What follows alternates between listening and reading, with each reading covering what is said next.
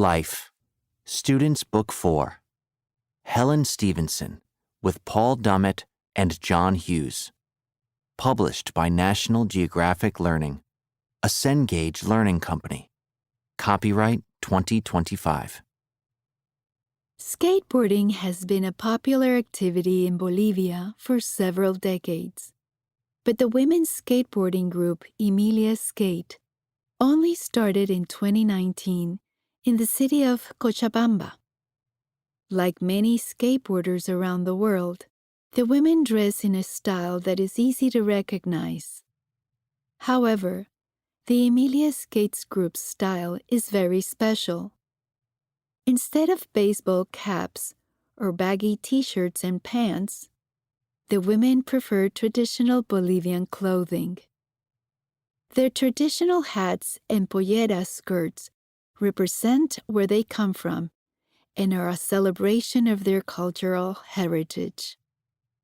Skater Daisy Takuri Lopez explains that they chose these clothes to create a cultural identity. With their skating, the women of Emilia Skate want to make skateboarding more popular and also help young Bolivians to learn about their roots. The skaters only wear the traditional outfits when they perform at special events and as part of exhibits to show that they feel proud of their Bolivian culture. The Race Card Project. The author Michelle Norris writes about race in the U.S. Several years ago, she had an idea. She printed postcards with the following message on them. Race. Your thoughts. 6 words. Please send. When she was on a book tour some years ago, she gave the postcards out to people. She wanted people to write back to her and describe themselves. Now, the project uses a website instead of postcards to collect people's thoughts, and it includes the question, anything else to say? There are over 500,000 replies, and people are sending more and more each year. They make people think. The messages are funny, angry, hopeful, and sometimes uncomfortable to read. They show that a person's feelings about race and identity can change over time.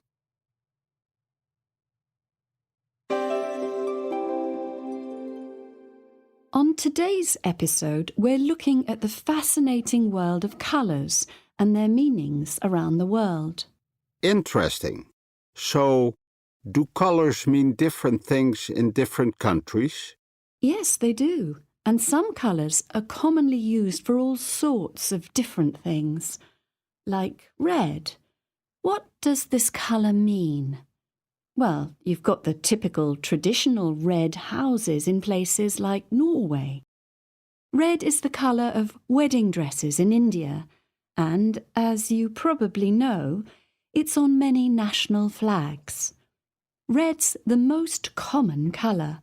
In fact, it's on 74% of all flags. That doesn't surprise me about red. It's a really strong color, isn't it? When I think of red, I always think of strong emotions like anger or danger. Well, that's what red often means in the US. But in China, it's more closely connected with luck and happiness. Ah, okay. So which color means happiness in the US? Probably yellow for most people, from the connection with sunshine. On the other hand, do you know what yellow means in Mexico? It's quite different. Well, I'm just guessing. Sadness? In a way, yes, because actually it's sometimes connected with death. Same colour, such different cultural meanings. And green? Green means nature, doesn't it? It's actually one of my favorite colors. Yeah, green says nature to me too. It's the colour almost all environmental groups use, of course. It seems to have positive meanings almost everywhere.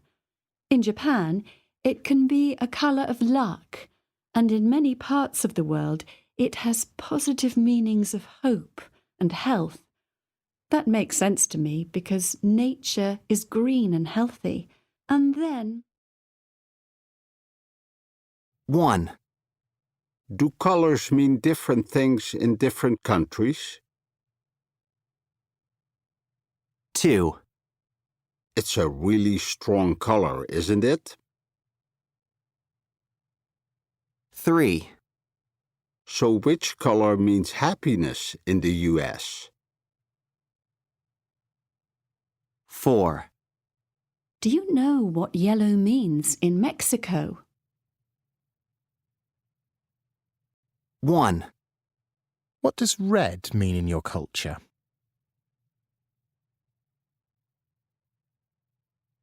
2. Which color means peace?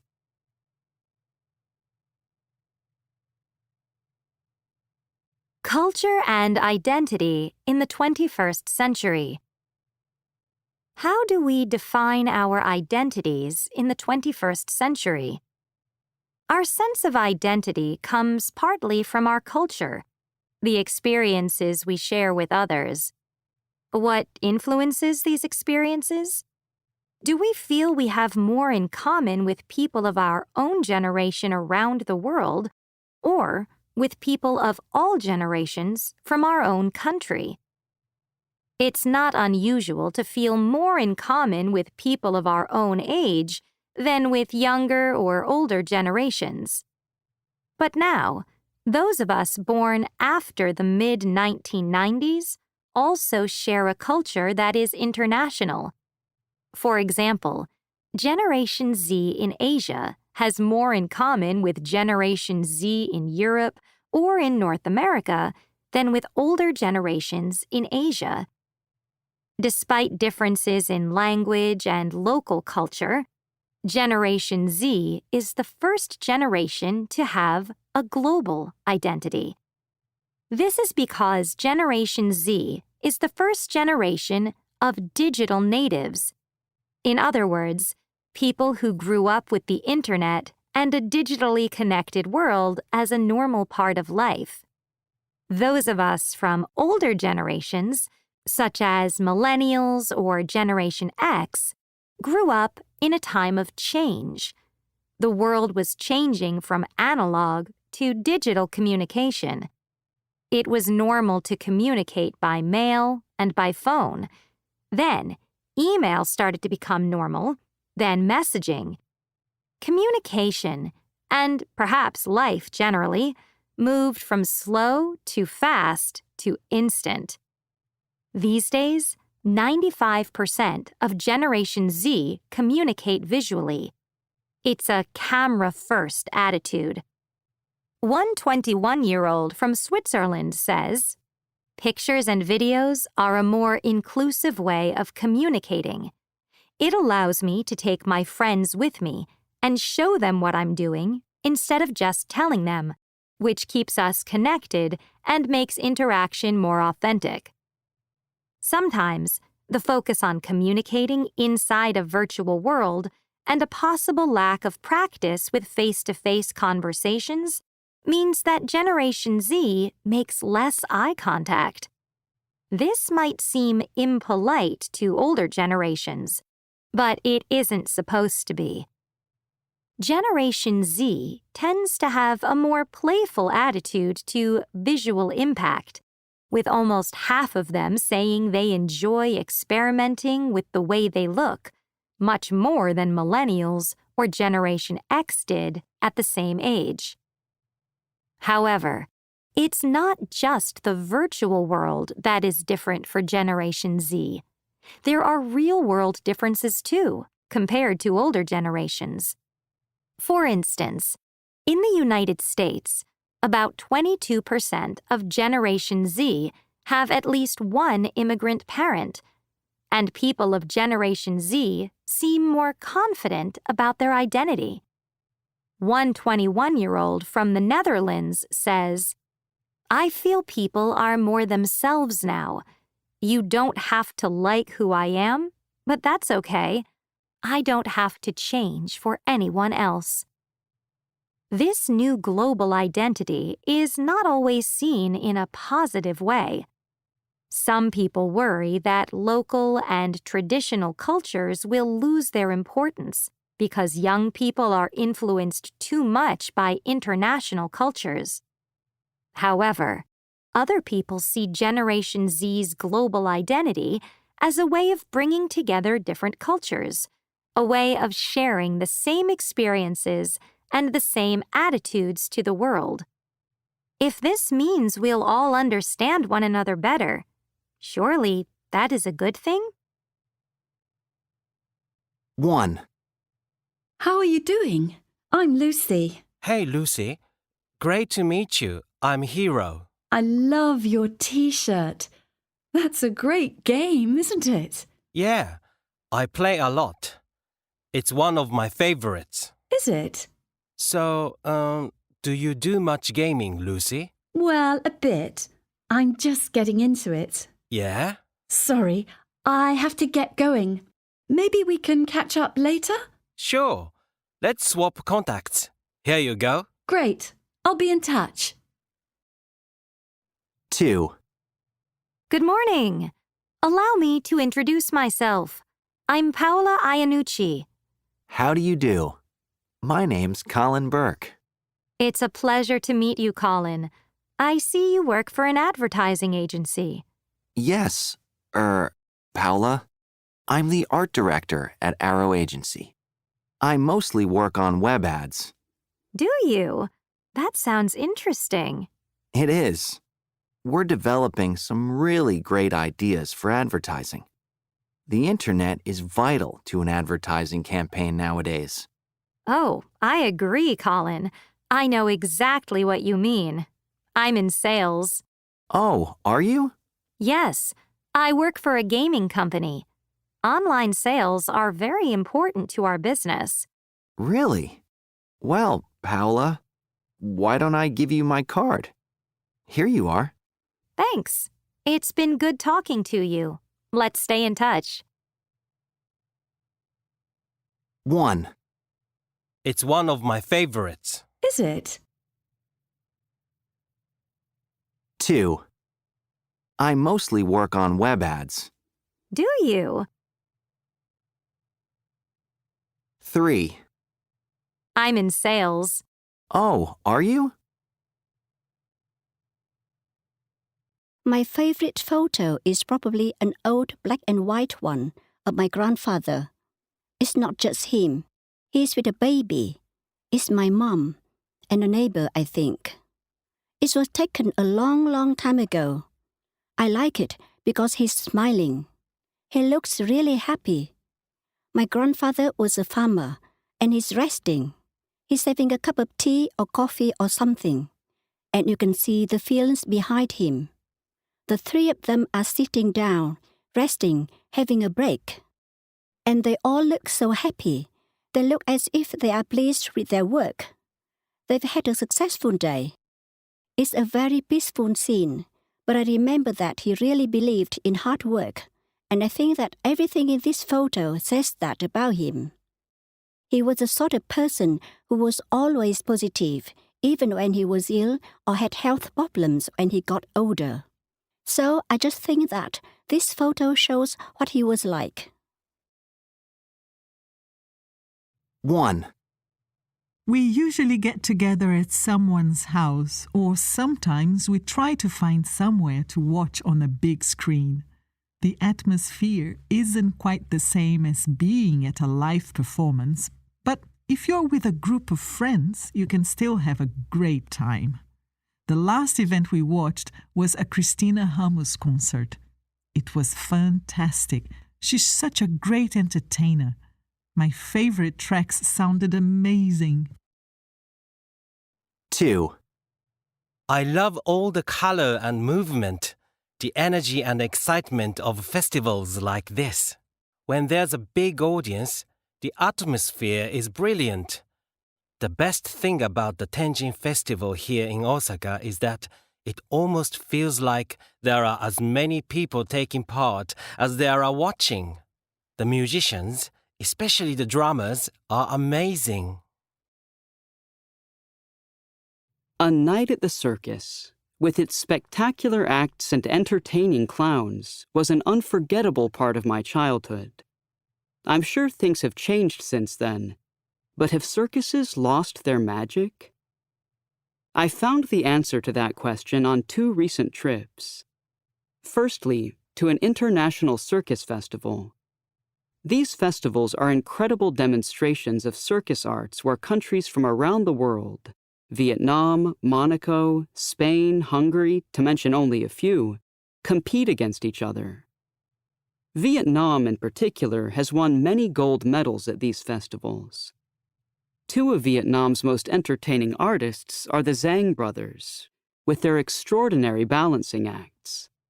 They have set world records, too, such as climbing 100 steps in less than a minute, with one brother balancing upside down on the other's head. On another trip, I had a marvelous time watching the shows of 2 family circuses in Europe. The Spanish Ralouis family and the Duschmidt family from France have given circus performances for decades. They haven't given up the traditional circus life of touring with a big tent from town to town. One tradition has changed, however. What has happened to the elephants and lions? They've gone. Instead, many circuses now specialize in spectacular human shows. Another feature of the Nouveau Cirque, New Circus movement, is that the different circus acts in a show are all connected to form some kind of story.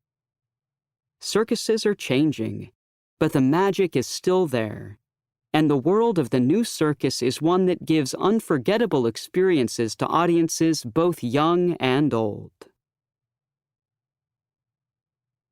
Matt has learned to love being on a stage. He spoke to us about how it all started one afternoon in a Berlin park. Imagine the scene. A Sunday afternoon in Berlin. People enjoying the sunshine.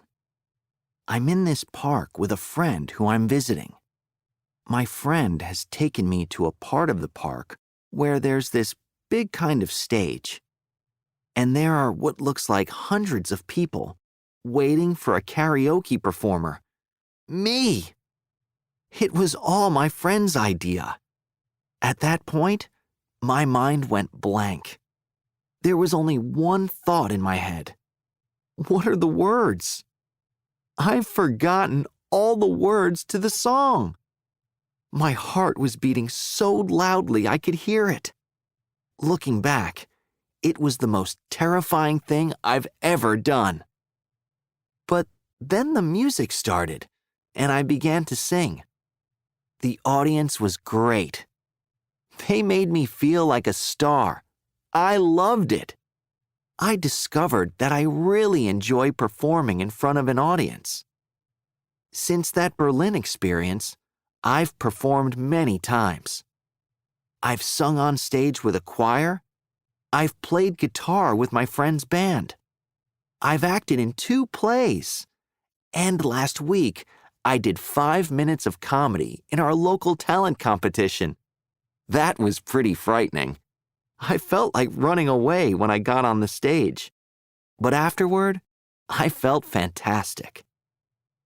I've never been back to the Mauer Park in Berlin, but that Sunday afternoon changed my life. I discovered that I've got a real love of performing. Acting has been my hobby for about 2 years now. I started coming to class one weekend in the summer. My classes have been great. I've never had so much fun. I've met all kinds of people here so far. Some of them have become really good friends. At first, I didn't know anything about acting, but I soon realised that there's no point getting embarrassed. I just have to go on stage and do my best. Everyone here has felt the same way at some point. 1, Acting has been my hobby for about 2 years now. 2, My classes have been great. 3, Some of them have become really good friends. 4, Everyone here has felt the same way at some point. The Power of Dance.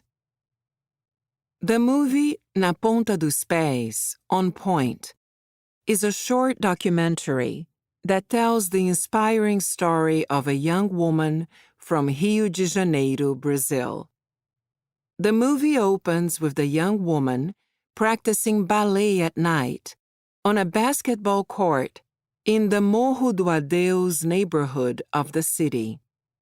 Her name is Tuane Nascimento, and this is her story. As she dances, we hear the distant sound of the city in the background. This very clearly takes us into Nascimento's world. She grew up in a difficult neighborhood, and she still lives there. Tuane teaches ballet to young girls in her community. At first, she worked with 7 girls, including 3 from her own family. In the years since then, she has worked with over 550 girls from her neighborhood and has developed a dance studio that became the most important community center in the area. However, as Nascimento says in the movie, she didn't realize it was a social project until people told her it was. For her, it was just something that happened naturally when she was dancing and the girls became interested. After a few years of practicing ballet on the basketball court, Nascimento realized that she and her students needed some kind of building to practice in. Together, the girls and their mothers bought building materials to make this happen. Nascimento describes the process as painful, tough, but magical. At first, most people in the community thought it was impossible for women to get their hands dirty and carry the amount of weight they did to build their own safe space. In the movie, we see the young girls as they carry concrete blocks and build their studio. They leave notes inside the blocks with their dreams written on them. And we see how each block also has a name on it. The studio represents their hopes and dreams, and each girl owns a part of it. In the movie, we also meet some of the older girls. They explain that, although their neighborhood felt dangerous, dancing helped them forget their problems and gave them a safe space. One of the many great things about this movie is that it allows the girls to tell their own story in their own words. We watch footage of the girls dancing and scenes from their daily lives while the story is narrated in a voiceover by Nascimento and the older girls. This narration makes the movie seem more honest and truthful. As viewers, we can ask our own questions and perhaps come to our own conclusions. The movie shows the powerful effect that the performing arts can have on lives. Through learning ballet, the girls of Morro do Adeus have found an escape from their often difficult lives. The movie ends as Nascimento and some of her dancers are looking out over the city. She sets out her plans for the future, for those girls' futures. It's a very powerful end to an already powerful documentary. Are you up for doing something this weekend, Ricardo? Yeah, why not? What's on? Well, there's a movie at the local movie theater. Do you like the sound of that? What's it about? It's about climate change. The director's really good. I've seen some of her other movies. Well, it sounds very interesting, but I'm not in the mood, to be honest. What else is on? There's that music festival we went to last year. It's on again. Oh, that was absolutely fantastic. Will we be able to get tickets, though? It's probably sold out. Yeah. Well, that's no good. Is there anything else? There's a comedy special on at the City Theater. When is it on? Tomorrow is the last night. It looks pretty good. This review says it's really hilarious. I don't love stand-up comedy. It's not my kind of thing. Are you sure you want to go out this weekend? You're not very enthusiastic. It's going to be very dull if we just stay in. No, I mean, let's look online and see if there are any tickets left for the music festival. Great. Let's see. 1. Well, it sounds very interesting. 2. Oh, that was absolutely fantastic. 3. This review says it's really hilarious. 1. I was really into sports when I was a kid, especially soccer. My bedroom walls were covered in posters of my favorite soccer players. I wanted to be just like them, the best soccer player in the world. Soccer players were well paid and famous, but I'm not likely to be one now. I've just trained to be a nurse, and it's sometimes pretty tiring and stressful. But in the end, I think looking after people will be rewarding. I hope so. 2. When I was a child, my ambition was to be a pilot. My aunt was a pilot, and she used to fly all around the world. I wanted to be just like her. It's a highly skilled job, and I imagined myself landing a huge plane in terrible weather, and all the passengers clapping. How satisfying. Now, I'm actually an accountant. It's not a very exciting job, but it is secure. People will always need help with their money. 3. When I was little, I wanted to be a superhero, like in my comic books. I wanted to save the world. When I realized that superheroes aren't real people, I decided to be a firefighter. It seemed like a very exciting job. Now, of course, I realize that it's high risk, demanding, and extremely challenging. So I'm glad I decided to take a routine office job. I'm not really very brave. The future of work. Are you future ready? The world of work is changing.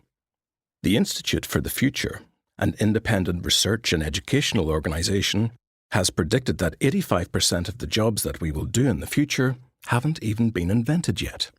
How should today's children prepare for jobs that don't currently exist? The days of the traditional job for life have disappeared. We certainly won't have the same career for decades as people used to. In addition, machines, robots, and artificial intelligence, AI, will continue to replace humans in the workplace. Skilled work that involves data analysis or is repetitive or mechanical can be done more quickly and more efficiently that way. Advances in technology mean that many more of us will probably work from home. We might never go to an office again. The things that we need to learn and train for are obviously changing too.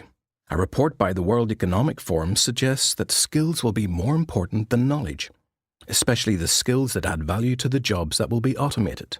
These will probably include problem solving, creative thinking, digital literacy, and a range of interpersonal skills. Of course, there are careers that will probably always need people. For example, one study predicts that nurses, doctors, and vets won't be at risk of losing their jobs to a robot. On the other hand, airline pilots may not be so lucky. The risk of automation is 32%. Predicting the future isn't easy, but one thing is certain. It will be very different from today, and we need to be future ready. 1. A. The factory may need more workers. B. The factory won't need more workers. 2. A. My friend might not get a promotion. B. My friend won't get a promotion. 3. A. Moving to a new classroom may affect our work. B. Moving to a new classroom will affect our work. 4. A. I've just changed jobs and I might be able to work from home soon. B. I've just changed jobs and I will be able to work from home soon. Ha is from Hanoi in Vietnam. I didn't stay on in school because most of my friends didn't either. I was really looking forward to working and I was pretty happy in my first job. But I feel very different about my future now. I'm going to change my job. I don't want to stay in this one forever. I want to train as a nurse. So I've applied to go to college. I hope to enroll in the next course. It starts in September. I'm taking the entrance exam next month. I'm very nervous about it. I haven't told my boss. I suppose I'll tell him soon. Fernanda is from Recife in Brazil. I used to work in a factory. It was a good job, but the company was laying people off. So I took the severance package because I was close to retirement age. But then I realized it was an opportunity to retrain and do something new.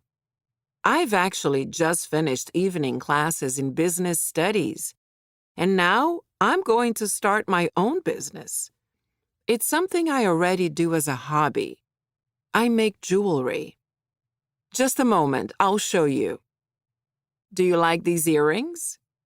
Well, I'm meeting the bank manager on Wednesday to discuss my business plan.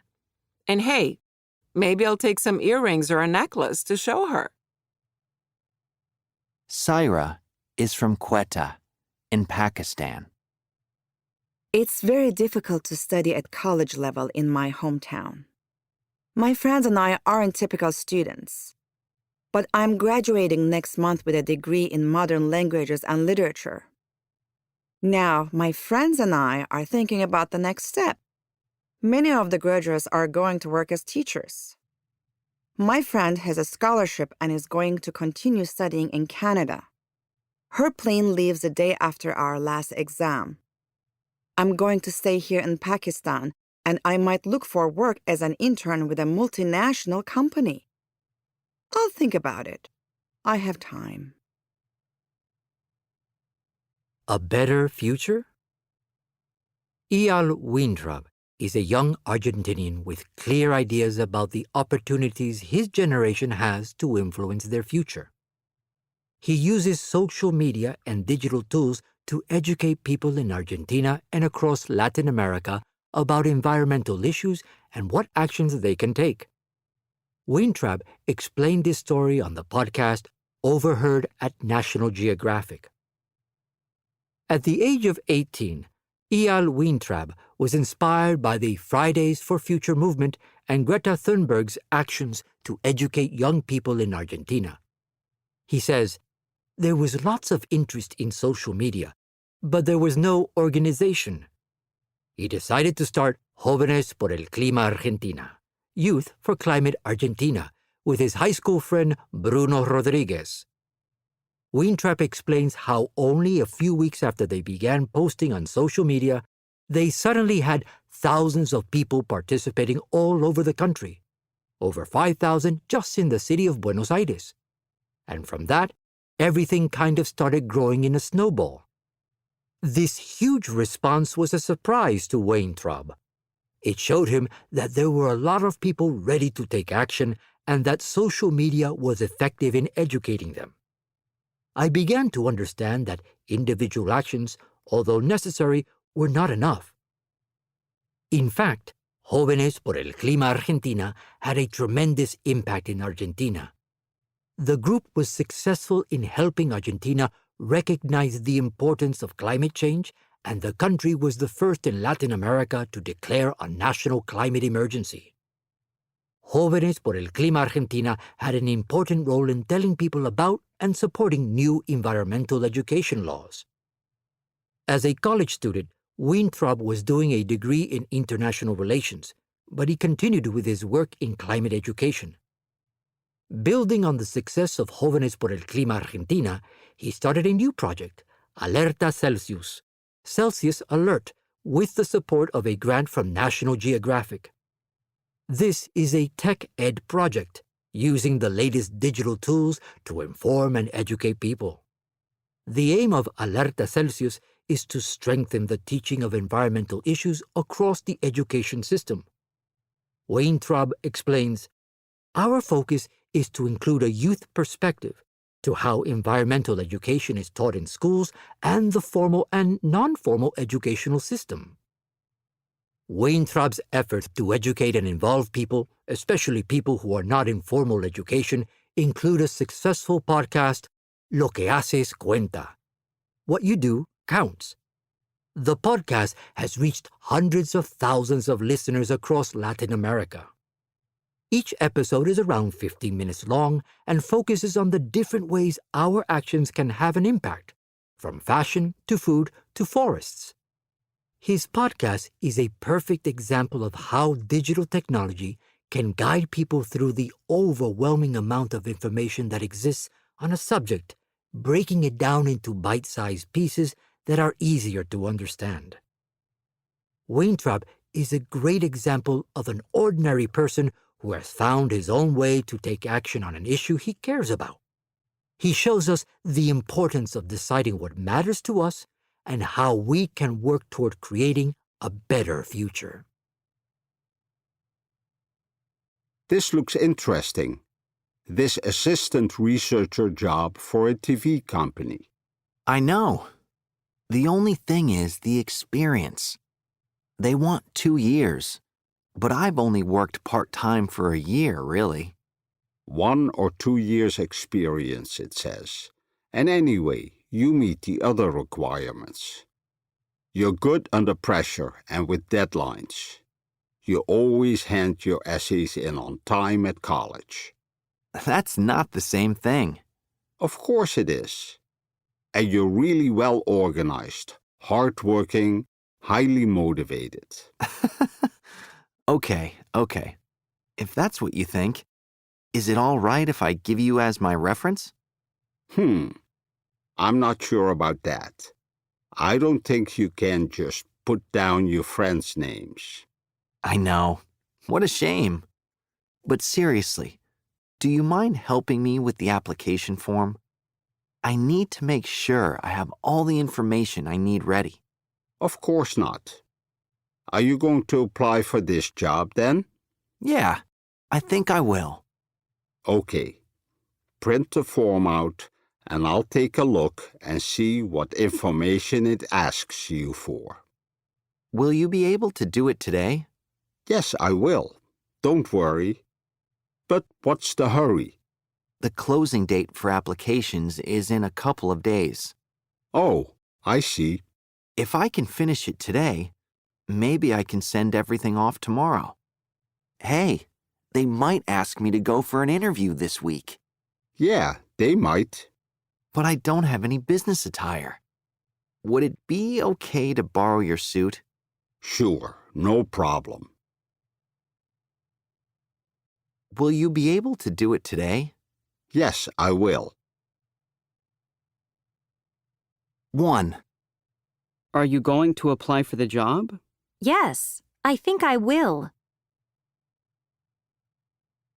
2. Will he help you with your application? Of course he will. 3. Are they still advertising that job? No, they aren't. 4. Does she meet our requirements? I don't think she does. 5. Will it be an all-day interview? I think it might. 6. Is it okay to call you at work? Yes, of course it is. Approximately 40% of us live near the sea or the ocean, and another 40% live near a river or lake. But less than half of the world's population can swim. I think that's a shame, because I have always loved swimming and all kinds of water sports. That's why, in my free time, I am a swimming ambassador for my local area. That means I not only teach people to swim, I also give talks on swimming to get people interested in it. Learning to swim makes you more confident. It helps you connect with nature, and it allows you to do lots of other fantastic sports. Swimming is not only about going to a pool. Personally, I love diving, both scuba diving and snorkeling.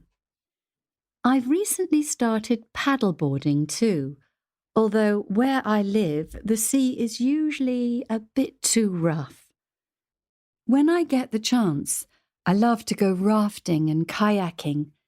I love the excitement, and I also enjoy doing a sport with other people. I understand that a lot of people don't have easy access to water like I do, but I'm doing what I can to get people interested in these amazing experiences. 1. I live in Zambia, and we have fantastic rivers here. I love rafting on the Zambezi River. It's one of the best whitewater runs in the world. On my very first trip, we had a real surprise. We were coming down fast from a section of rapids, this very fast-moving water, and as we rode down into some calm water, I finally relaxed. Then, I saw a couple of big hippos near the riverbank. They looked dangerous. We started moving away quickly because they were coming toward us, and then we were going around a small island in the middle of the river when suddenly... 2. I began scuba diving when I was about 12. I actually learned to dive while we were on vacation in Mexico. My parents were exploring the underground lakes most days, and my brother and I were just sitting around, getting bored, so we took a scuba diving course. We enjoyed the course a lot, so we started to go diving with our parents. Our first dive wasn't very deep underground, and the sun was shining in through an opening in the roof of the cave. It was really calm and beautiful. I was concentrating on doing everything right. I didn't notice that I was on my own. 1. I live in Zambia, and we have fantastic rivers here. I love rafting on the Zambezi River. It's one of the best whitewater runs in the world. On my very first trip, we had a real surprise. We were coming down fast from a section of rapids, this very fast-moving water, and as we rode down into some calm water, I finally relaxed. Then, I saw a couple of big hippos near the riverbank. They looked dangerous. We started moving away quickly because they were coming toward us. And then, we were going around a small island in the middle of the river when suddenly we surprised an 8-meter crocodile. It was lying in the sun on the riverbank. It jumped into the water about a meter away from our boat. It nearly landed in the boat. Fortunately, it didn't take much interest in us, so we got away. Maybe it wasn't hungry. 2. I began scuba diving when I was about 12. I actually learned to dive while we were on vacation in Mexico. My parents were exploring the underground lakes most days, and my brother and I were just sitting around, getting bored, so we took a scuba diving course. We enjoyed the course a lot, so we started to go diving with our parents.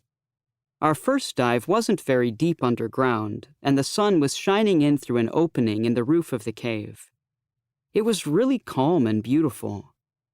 I was concentrating on doing everything right.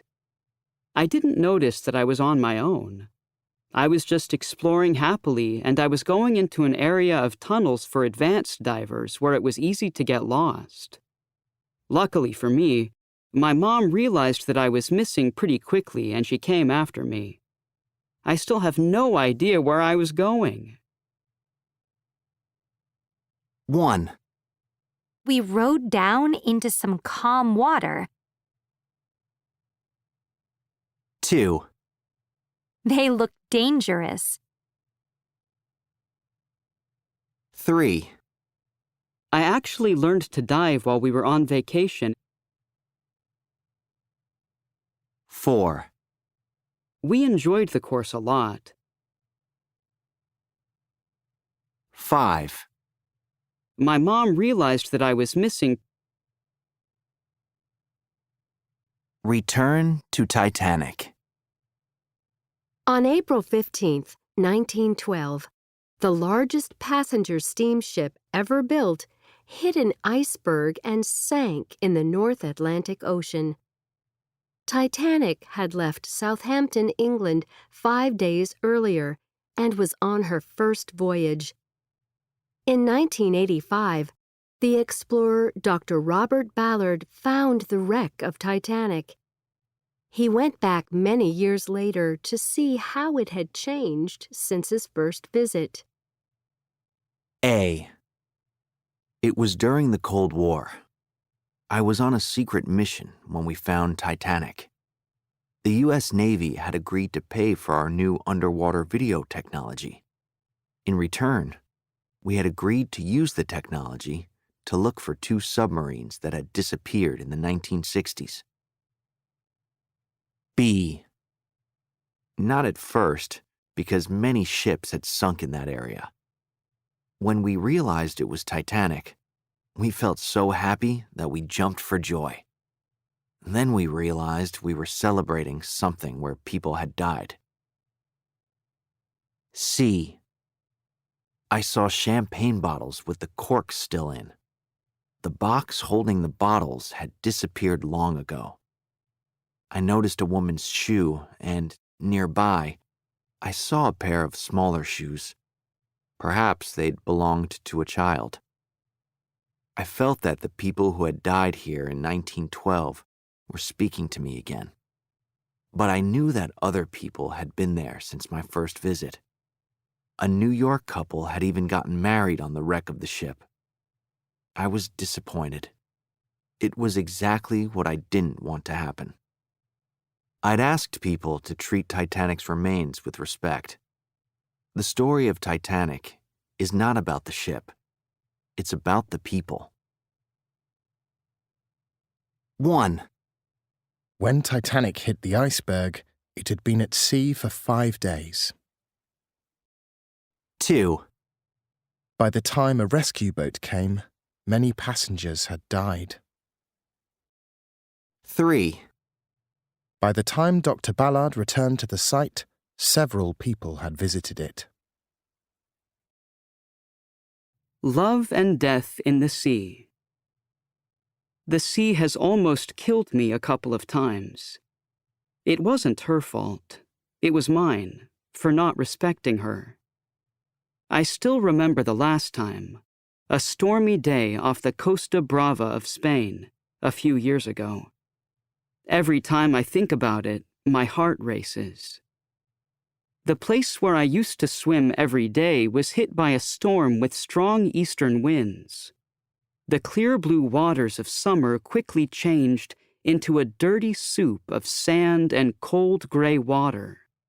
Waves were breaking in all directions.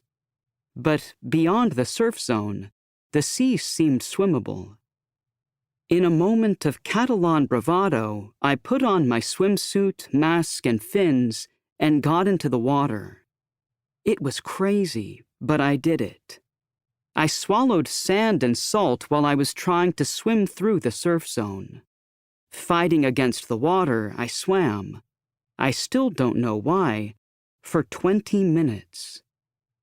The storm got worse, and I decided to call it a day. I turned to swim back. Then I realized I couldn't get to the beach. Waves were breaking all around me. I tried to body surf one wave to the shore, but it took me down under the water. When I came up, I turned around and a second wave hit me just as hard, taking me down again. I hit the sandy bottom. I pushed myself up, but once again, waves were coming, and I couldn't rest or breathe. I was caught in the surf zone, with waves pushing me out and a current pulling me in. I wasn't getting any closer to the beach. The sea is our mother, sister, and home, and as such, I love her. We get so much from the sea. She gives us life, oxygen, and food. Without the ocean and all the life in it, our planet would be much poorer. We should thank the sea, the ocean, every day. But on this day, I was having a hard time feeling grateful. After a few more attempts, I decided to let myself go and give up the fight. I took a deep breath. The next wave took me down and forward. I hit the bottom with my back. I rolled over, hit my head, and after what seemed the longest minute of my life, I found myself lying in a foot of water. I crawled out of the water and onto the beach. I'd gotten out, but I'd lost my mask, snorkel, and one fin. My whole body was sore. I sat on the beach watching the sea and feeling lucky to be alive. I walked back home slowly, like a beaten dog. Some days the sea wants us, and some days she doesn't. Since that day, I have not been to the sea when she does not want me. I have learned my lesson.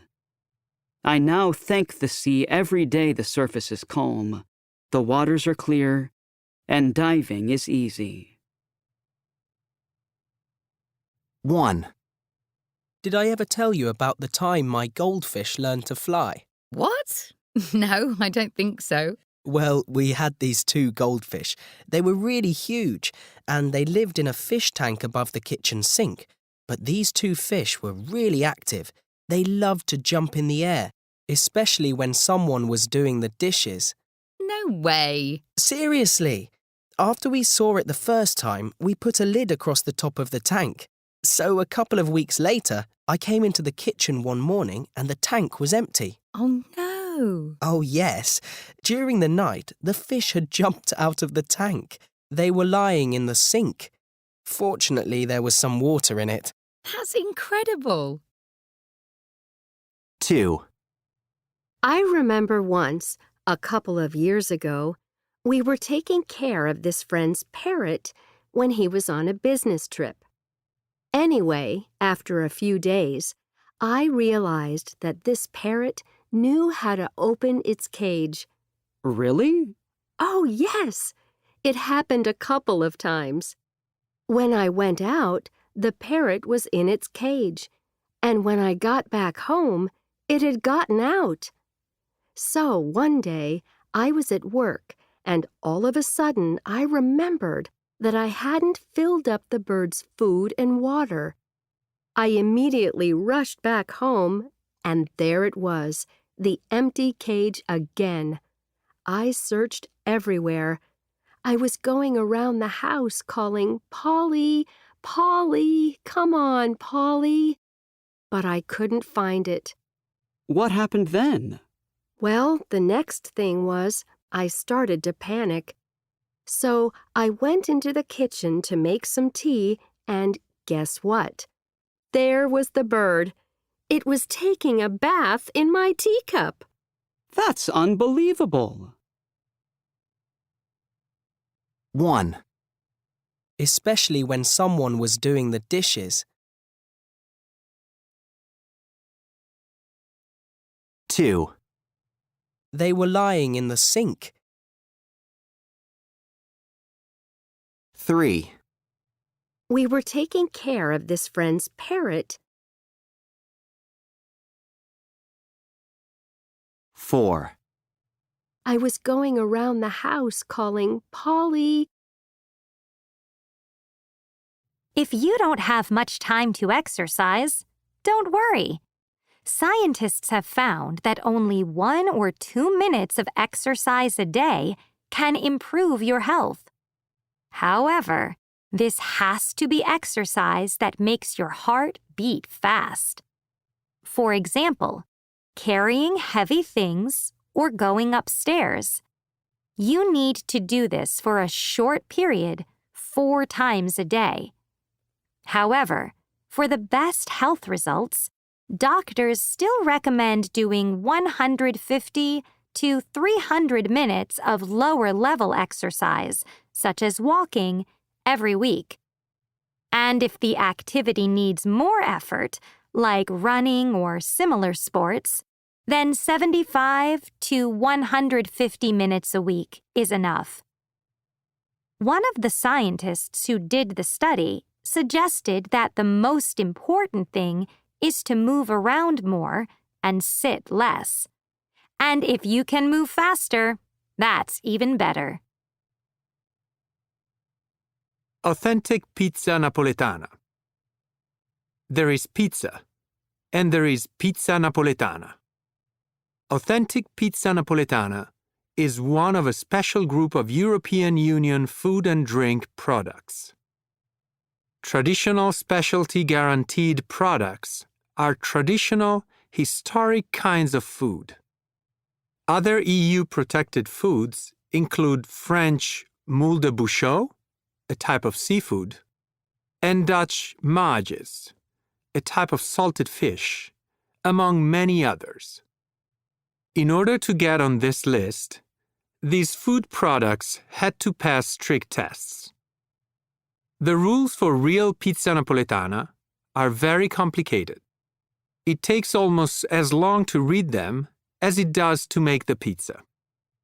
The pizza can't be over 35 centimeters in diameter, and the crust can't be more than 2 centimeters thick. The ingredients have to include type 00 flour and up to 100 grams of San Marzano tomatoes grown in the region around Naples, applied in a spiral pattern. And the cheese has to be fresh mozzarella di bufala, made from real buffalo milk. Pizza has a long history in Italy.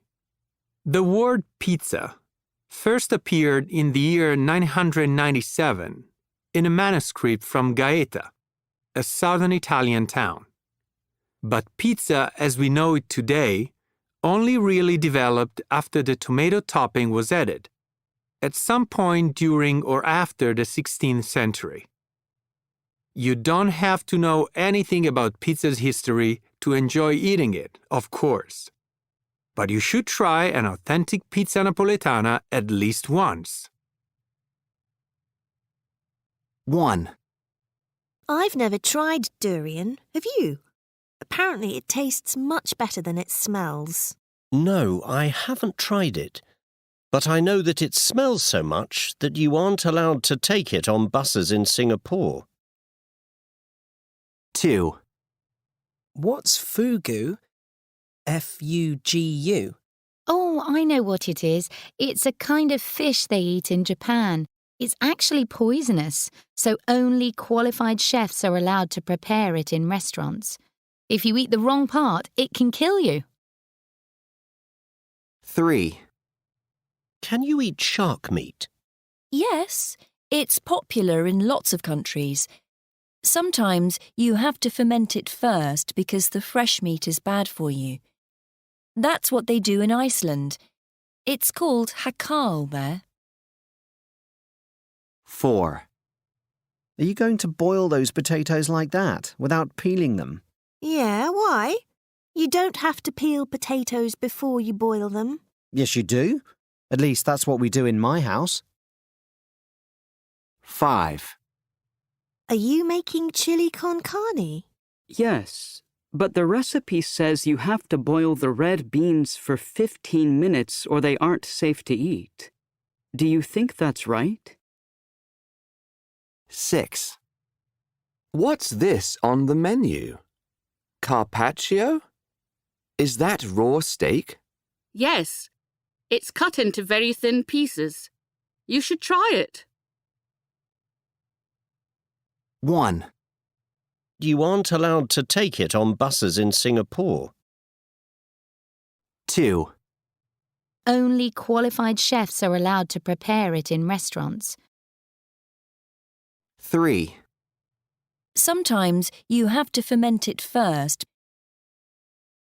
4. You don't have to peel potatoes before you boil them.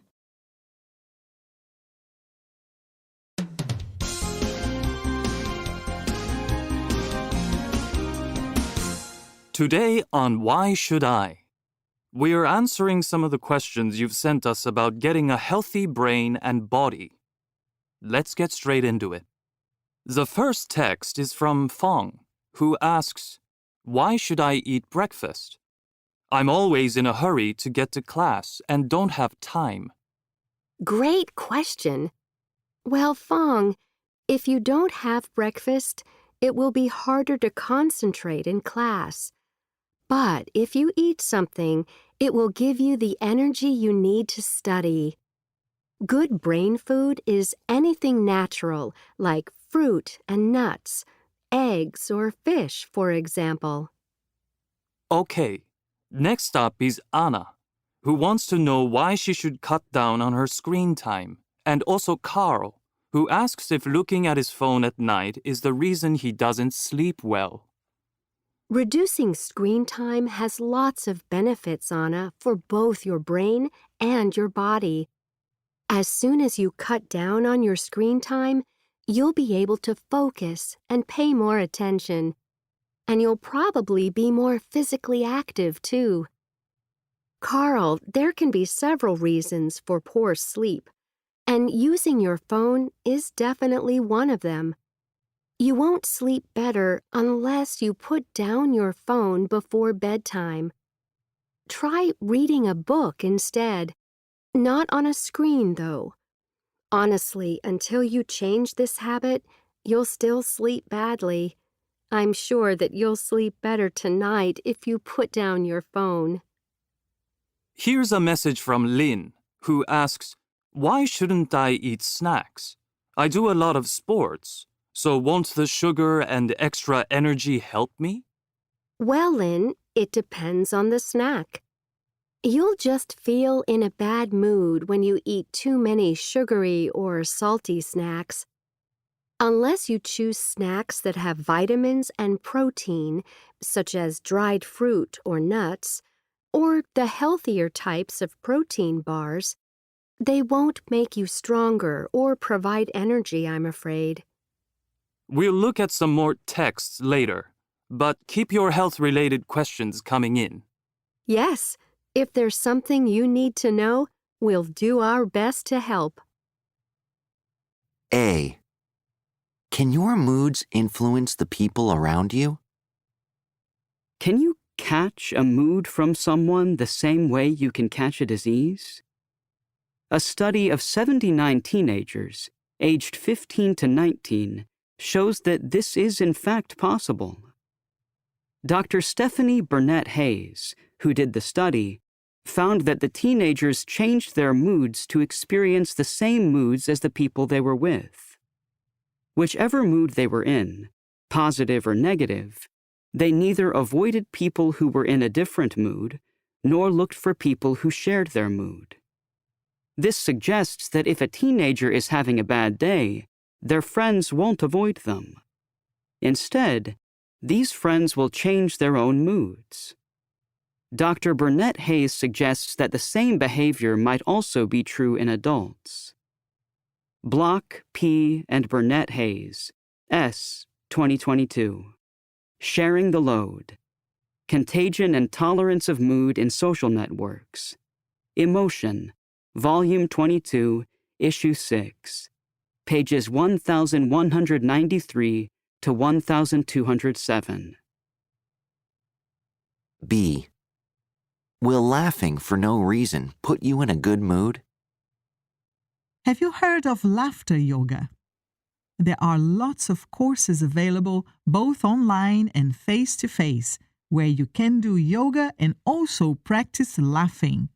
The idea is that the human brain can't tell the difference between fake laughter and genuine laughter, so the benefits we feel from both kinds of laughter are the same. In other words, if you laugh, you'll feel better, even if you start off by fake laughing. And it seems to work. As one yoga teacher says, there have been laughter yoga clubs in over 100 countries for over 20 years. C. What are the benefits of positive thinking? Becca Levy, a professor at Yale University in the United States, suggests that positive thinking can really have an effect on your physical and mental health. Levy has published many studies which demonstrate that our beliefs about getting older have a powerful influence on both the length of our life and how healthy we are in old age.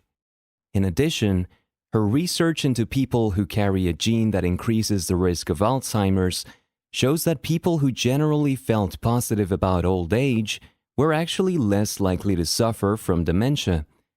Perhaps the most encouraging result of her work is that she has shown that beliefs about aging are not fixed. People can change their views from negative to positive ones.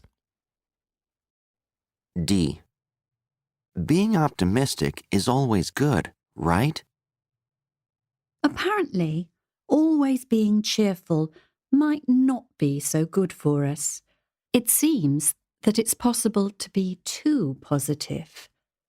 It's important to realize that you don't have to be in a great mood all of the time.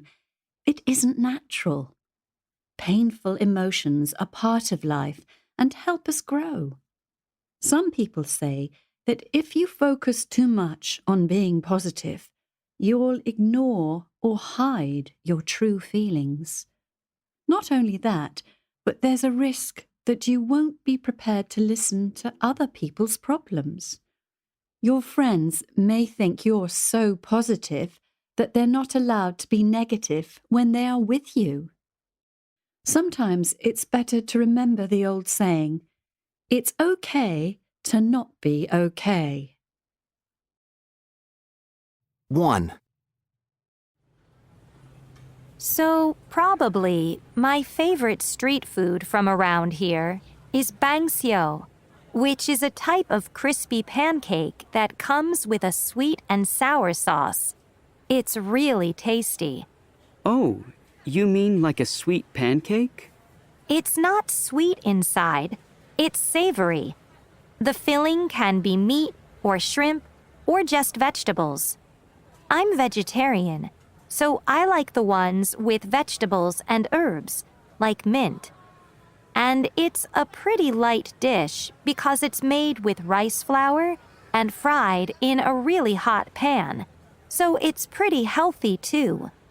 We can go and get some later on today if you like. Great. 2. Look, let's get some fruit salad. Have you tried it yet? No, I haven't. It looks great, though. What's it made of? Anything that is fresh and juicy, like melon, watermelon, pineapple, mango, cucumber. It's chopped and mixed together. It sounds delicious. It is. And it's full of vitamins too. Here you go. What do you think? Oh, that's a surprise. There's something else in there too. It's like a salty, spicy flavour. Not really hot spice though. It's mild. Yes, that's a chili and lime mix. It's called tajin. You can put it on lots of things. It sort of makes your mouth feel alive. 3. The next time you visit, we'll get some arepas. You like cheese, don't you? Yes, of course. Arepas. Is it a cheese dish? It's more of a snack with cheese inside. Well, the ones with cheese are my favorite. Okay. How do you make it? The main ingredient is corn flour, and you mix it with water to make a soft dough. It's a bit like making bread, but bread is usually baked, and arepas can be grilled, fried, boiled. There are lots of ways to cook the basic arepa. Okay.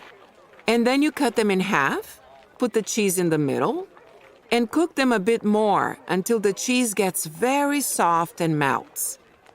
And you eat them nice and hot.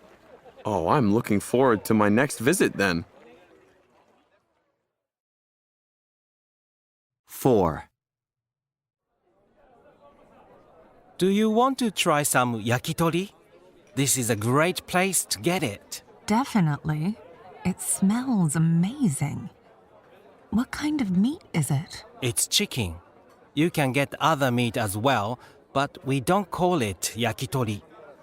The chicken is cut into small pieces, put on a long stick, a skewer, and they are grilled really quickly. It's really good for you as there's hardly any fat. And what's that sauce they're putting on the meat? At this stall, it's usually soy sauce, sugar, and a couple of other things. 1. My favorite street food from around here is bánh xèo. 2. It's not sweet inside. It's savory. 3. It's chopped and mixed together. 4. I'm vegetarian, so I like the ones with vegetables and herbs. 1. Chocolate. 2. Difference. 3. Natural. 4. Separately. What a photo! It's like a dream. Is it real? I mean, do you think the photographer has edited it? It's totally genuine according to the website. It was taken on a really hot day, so maybe that's why it looks a bit strange. Yeah, it does look strange. It feels pretty mysterious, actually. I can't work it out. I mean, I really don't understand where the cows are. They're on a beach. It says here the photographer was driving along a coast road in Andalusia and saw some cows lying on the empty beach. He couldn't get close in his car, so he had to park and walk along the beach in 35 degrees Celsius heat. That sounds hot. I don't think I'd do that just to get a shot. I know. I'm surprised he didn't scare them. It's hard to get close to animals. But what's going on in the background? I can't make it out. It looks like kites from kite surfers. You just can't see the people or the water. It's a really popular sport there. It's always windy on that beach. Tell Me Why, the show that explains the mysteries of human behavior. This episode, why do we do things that scare us? This week we take a close look at why people do scary or dangerous things for fun. Many of us will do anything to avoid scary situations, while others seem to love being frightened. We talk to a woman whose hobby is jumping off incredibly tall buildings, and a man who has watched over 100 horror movies. They describe the feeling of power they get from being in control of their fear in situations where many of us would panic. We also find out about the effect that fear has on the human body, with the brain sending chemical messages around the body. These chemicals prepare us so that we can respond in the best way to a dangerous situation, whether that's running away or staying to face the challenge. The chemicals also produce feelings of euphoria, and that's sometimes what pushes people to keep on frightening themselves. And finally, we explore the purpose of fear itself and the role it has played in human development since, in the past, the world was a much more dangerous place to live in. We had to act fast in order to stay alive. Face to face with a wild animal, we used our fear so as not to be attacked and eaten. It's funny to think that nowadays we often use this kind of fear just to feel great. Previous episode, why do we wait in line? Next episode, why do we dream? The Nazca Lines are one of archaeology's most fascinating mysteries. There are hundreds of drawings in the desert of southern Peru, and it's only possible to see many of them from the air. They were made over a period from 1 to 2,000 years ago, when the Nazca, Paracas, and Topará cultures lived in this area. Most of the shapes are human and animal figures, and many are over 100 meters across. These are the ones that were first noticed from a plane in the early 20th century. Now, as technology has progressed, we've found more and more designs. Satellites, drones, and even AI have helped us discover some of the smaller designs. They're less than 5 meters across. So, the more we look, the more we find, and one archaeologist thinks we may have found only 5% of the drawings that are there. That's quite amazing if you think about it. So really, the mystery is not how these lines were made, but why. The technique was simple. Basically, moving the dark red-brown stones of the desert to reveal the white ground underneath. But it must have taken a huge amount of planning and organization to achieve such accurate results. You have to remember that the Nazca artists couldn't have seen the whole pattern they were making from above. The largest figure is over 300 meters across. But what was their purpose? How did people use them?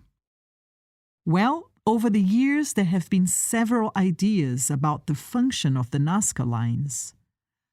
For instance, Maria Reicha, one of the first archaeologists to study them, was sure that they must have represented the sun and stars, as this was common in many ancient cultures. On the other hand, as some of the drawings are straight lines around 50 kilometers long, other people have suggested that they may have been Inca roads. And another theory is that the lines might have directed people to places where special ceremonies were held, in particular ceremonies for water and rain. Some archaeologists have suggested that the animals in the drawings, such as the monkey and the spider, could have represented water, as these animals are found near the Amazon River. So, if we turn to the smallest drawings, all under about 50 meters, these were found much more recently, with the help of the technology I mentioned earlier. These are also the oldest ones. They are in Palpa province, and we're pretty certain that the Paracas and Topará cultures must have made them. These smaller drawings are mostly figures of people and are on the sides of hills, and so people in the villages below must have seen them. And actually, finding figures that are 1,000 years older than the Nazca lines means that we have to think again about the meaning and purpose of these drawings. This is the view of the Peruvian archaeologist Johnny Isla, and I think he's right. In other words, we come back to the initial question: why were all of these images in the desert made? 1. I wonder why my sister hasn't replied to my text. She must have forgotten. She often forgets things. 2. Why is Anya looking so cheerful today? She might have had some good news this morning. 3. Is Kenan around? I need to talk to him. Well, his jacket is here, so he can't have gone home. Where is Amelia Earhart? A tiny plane was crossing an enormous area of the Pacific Ocean. The pilot was Amelia Earhart, the first woman to fly solo across the Atlantic, who is now attempting to fly around the world with her navigator, Fred Noonan. It was July 1937, and Earhart, at the height of her fame, was tracked at every stage of the journey. In radio contact with the ship Itasca, she was intending to land on Howland Island to refuel her plane. She never arrived. No sign of the plane or a body was ever found. The journey and the story had no ending. But a story without an ending invites people to invent one of their own. For historian Dorothy Cochran, the explanation is simple. Earhart ran out of fuel, she crashed, and her plane sank below the waves. For other people, the truth is more complicated. Some believe that Earhart landed in an area controlled by Japan, was captured, and eventually returned to the United States with a new name. Others say that, in fact, Earhart landed on a different island, Niku Maroro, which was uninhabited at the time. Some pieces of bone were found there, so they might have been Earhart's. In 2019, scientists visited Niku Maroro with specially trained dogs to search for more bones. For historians today, these theories are not important. Earhart's legacy is what matters. At the recently opened Amelia Earhart Hangar Museum in Kansas, visitors can experience in virtual reality her historic transatlantic flight of nearly 100 years ago. Ellen Moore, The Lighthouse with No Light. In the winter of 1900, the transatlantic ship Archtor was passing Ellen Moore Island off the coast of Scotland. The captain noticed something strange about the lighthouse. There was no light. A few days later, the lighthouse authorities set sail to find out why. Their ship approached the small island, which, apart from the lighthouse keepers, was uninhabited. The captain, James Harvey, let off a flare to make contact with the 3 lighthouse keepers. There was no answer. The crew landed and went to the lighthouse. There was no sign of the 3 men, but the door was open, and there was still food on the table. Clearly, something unexpected had happened. Searching the island, they found that something powerful, probably a storm, had destroyed some equipment and boxes. Harvey thought that the 3 lighthouse keepers must have gone out in the storm and, with the wild wind and waves, they must have fallen off the cliff. Unsurprisingly, the disappearance of the 3 lighthouse keepers was headline news. But many newspaper readers weren't satisfied with the official story. They preferred to believe that a giant sea monster or huge seabird had taken the men. Another alternative explanation was that foreign spies had captured them. One idea was that they couldn't have disappeared in a storm because entries in the lighthouse record book said they had managed to live through an extremely bad storm. However, these entries may have been completely invented. If so, who wrote them? It's another mystery. Nevertheless, over 100 years later, people are still fascinated by the mystery of Ellen Moore, and the story was retold in a movie that came out in 2019 called The Vanishing.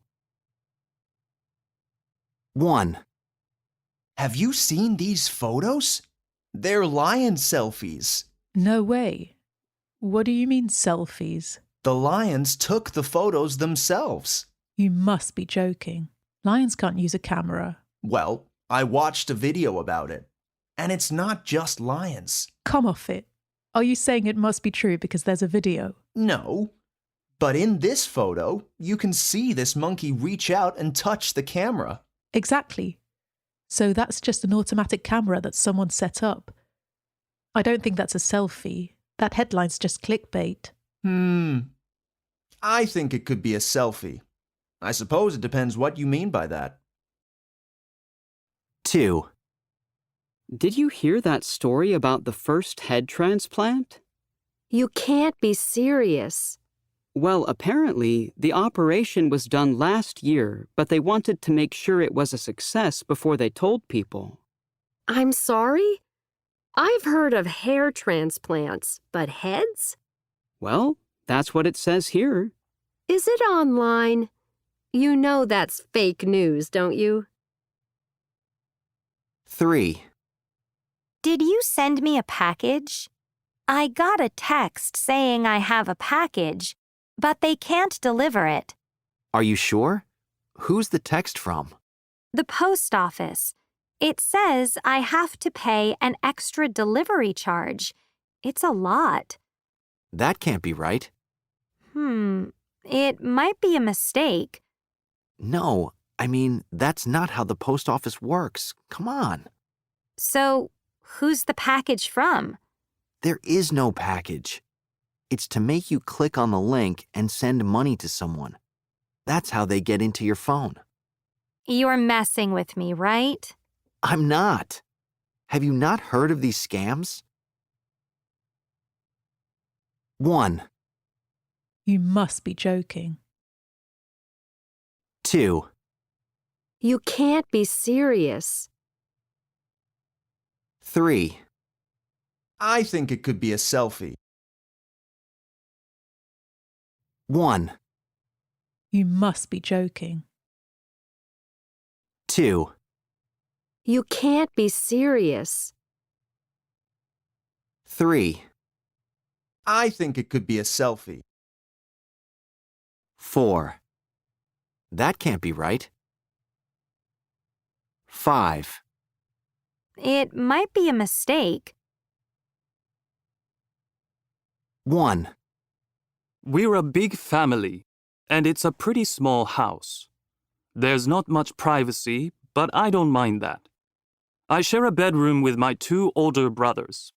It's a bit crowded and noisy, but at least there's always someone around. My grandparents live with us too. In fact, it was originally their first home. They've made a few changes to it here and there over the years. It's the only house I've ever known. I love living with my family. We all get along so well. I suppose I'll move out when I get married. I don't know when that will be. 2. I'm in my last year of college, and I'm really looking forward to finishing and getting out of this room. I've been in student housing for so long. It's a different room every year. I love my roommates, but I have to say that living with friends is more difficult than I thought it would be. To be honest, sharing a kitchen and a bathroom isn't always the best thing. There are lots of arguments about chores. I can't wait to get a job and get a chance to live in my own space. From Mannahatta to Manhattan by Peter Miller. One evening, Eric Sanderson of the Wildlife Conservation Society, WCS, was standing on the banks of the Bronx River in New York. Suddenly, a beaver swam past him. It was a wonderful and significant moment, as the WCS had spent years cleaning and restoring the river. In the past, people used to hunt the beavers, but they disappeared when the city began to grow. For Sanderson, seeing the beaver was especially interesting, since he was also in charge of a project to show what Manhattan used to look like before the city changed it completely, the Mannahatta Project. The name is from the Lenape people who used to live on the island, and it means Island of Many Hills. Sanderson got the idea for the project after he saw a map of the island from the early 1700s. It showed the hills, fields, and farms of the time. Nowadays, as Sanderson said, there are views in this city where you cannot see, except for a person, another living thing, not a tree or a plant. How did a place become like that? Long before the skyscrapers became the only view, the island was a pristine wilderness where wild animals like beavers, bears, and turkeys would move freely through forests and streams. The Mannahatta Project built a 3D computer model of the island. You can pick any spot in modern Manhattan and see what used to be there. I'd like every New Yorker to know that they live in a place of amazing natural potential, even if you have to look a little harder here, said Sanderson. 1. So, as an architect, I'm interested in everything about house design. But we can learn so much from traditional buildings and designs. I mean, what's the main purpose of a house? To protect people as effectively as possible from heat, from cold, and from rain. And maybe from animals and other people.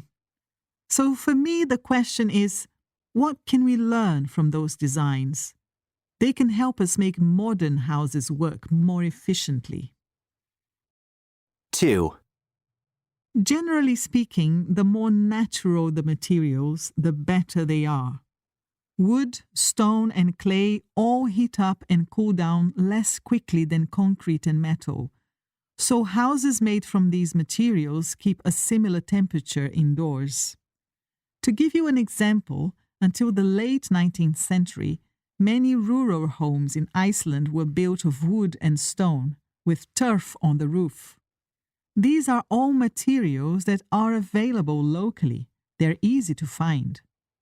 These houses were very efficient at keeping families insulated from the cold winter weather. With natural materials, there is less need for air conditioning and central heating, so they're much more eco-friendly. 3. Yes, absolutely. And it's all about local conditions. If you live in an extremely hot climate, you can live more comfortably in a home made of clay or earth. And so, for example, you'll find cave homes all over the world, from Tunisia to Italy, to Turkey and Australia.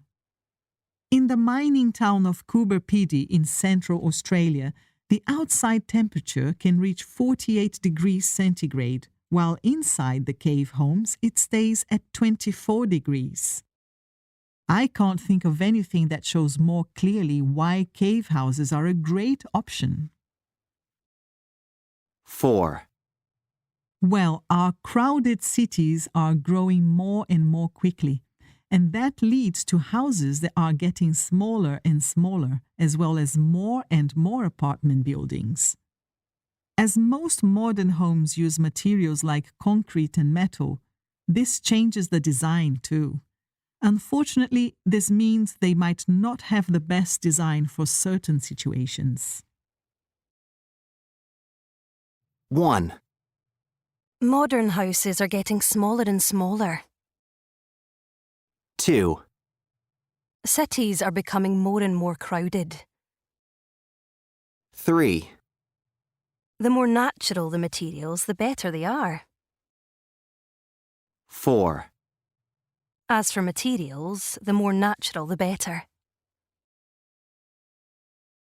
Sweet songs and strong coffee. It's hard to say whether it's the people or the place that make Adjuntas such a special place to live. There is a great love of the land and its costumes in this small town in Puerto Rico. Sadly, in many parts of the island, both the land and the community are still recovering from the tragic destruction caused by Hurricane Maria. Adjuntas has always had a dreamy atmosphere, hidden in the valley of the sleeping giant high in the mountains. People say their families have lived here since forever.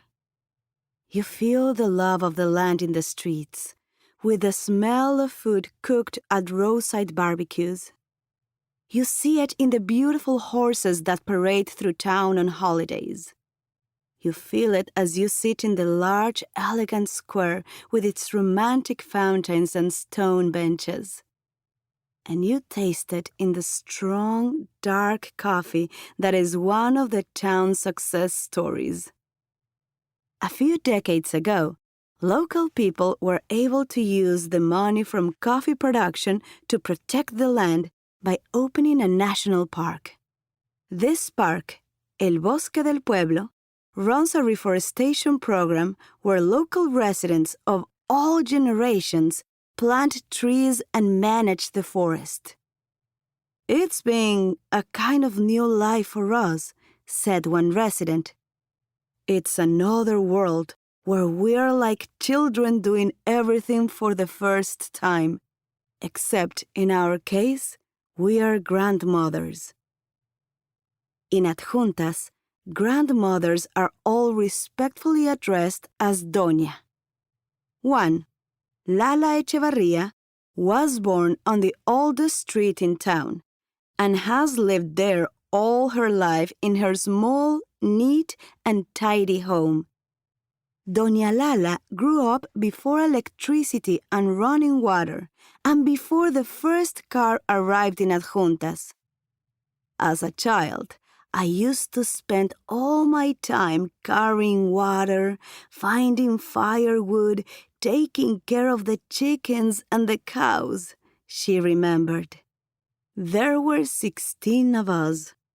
We would wash our clothes in the river, and we used to cook on an open fire. Traditions in Adjuntas go back centuries to the Mediterranean islands that many of the people originally came from. You can hear old traditional songs in little stores like Lauro Yepes' place, where men meet to swap stories and have a drink together. Tato Ramos, a local singer, used to sing there in a flamenco style that hadn't changed for centuries. He would sing improvised songs on topics requested by the store's customers. Adjuntas has been through many changes in the past few years, especially since Hurricane Maria. Nevertheless, the people of Adjuntas have always been able to preserve and continue their traditional way of life. So, We're going to be moving soon. We've finally decided to sell our house. Oh, so you're really going? Where to? Well, that's a good question. Probably to the city, I hope. I've had enough of quiet village life. Oh, I'd much rather live in a village than a city. I like knowing everyone the way you do in a village. To be honest, I prefer cities to villages. The problem with a village, as you know, is that everyone knows your business. I mean, maybe that sounds a bit unfriendly. No, I know what you mean. It can be difficult sometimes. And actually, I prefer having some privacy. Anyway, there'll be lots of things to do in a city. And I suppose you'll be able to meet lots of new people there if you want to. Yes, I'm looking forward to all the new things I'll be able to do. Because, to be honest, I've been getting more and more bored here recently. You know me. I prefer to keep busy. So, will you live in an apartment? Or would you rather find a house? I'd prefer to live in an apartment. It'll be interesting to see what that's like. I don't think we're likely to find a house anyway in the city. That's a good point. But an apartment in one of those huge buildings or something smaller? I don't care which, but preferably somewhere with an elevator, because I don't want to have to carry my bike up lots of stairs. Oh, yes. What about the car? Where will you park it? I'm going to sell the car. Driving in the city is a nightmare. I'd much rather ride a bike or get the bus. It's going to be hard to get back here on weekends in that case. So you'll have to come and visit. Okay, I will. Would you rather live in a city or a village? 1. Do you prefer soccer or basketball? 2. Would you rather have juice or water? 3. Do you prefer summer or winter? 4. Would you rather go by bus or by train? 5. Do you prefer math or science? 6. Would you rather eat fish or meat? 1.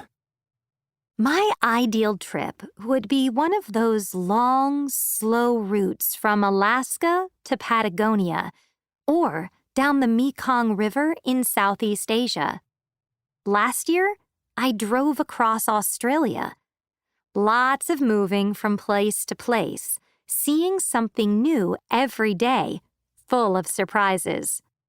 Taking local transportation like buses and trains is great. Or maybe renting a motorcycle sometimes. That's really cool. When I travel, I try to keep a travel journal that's mostly my personal impressions of everything.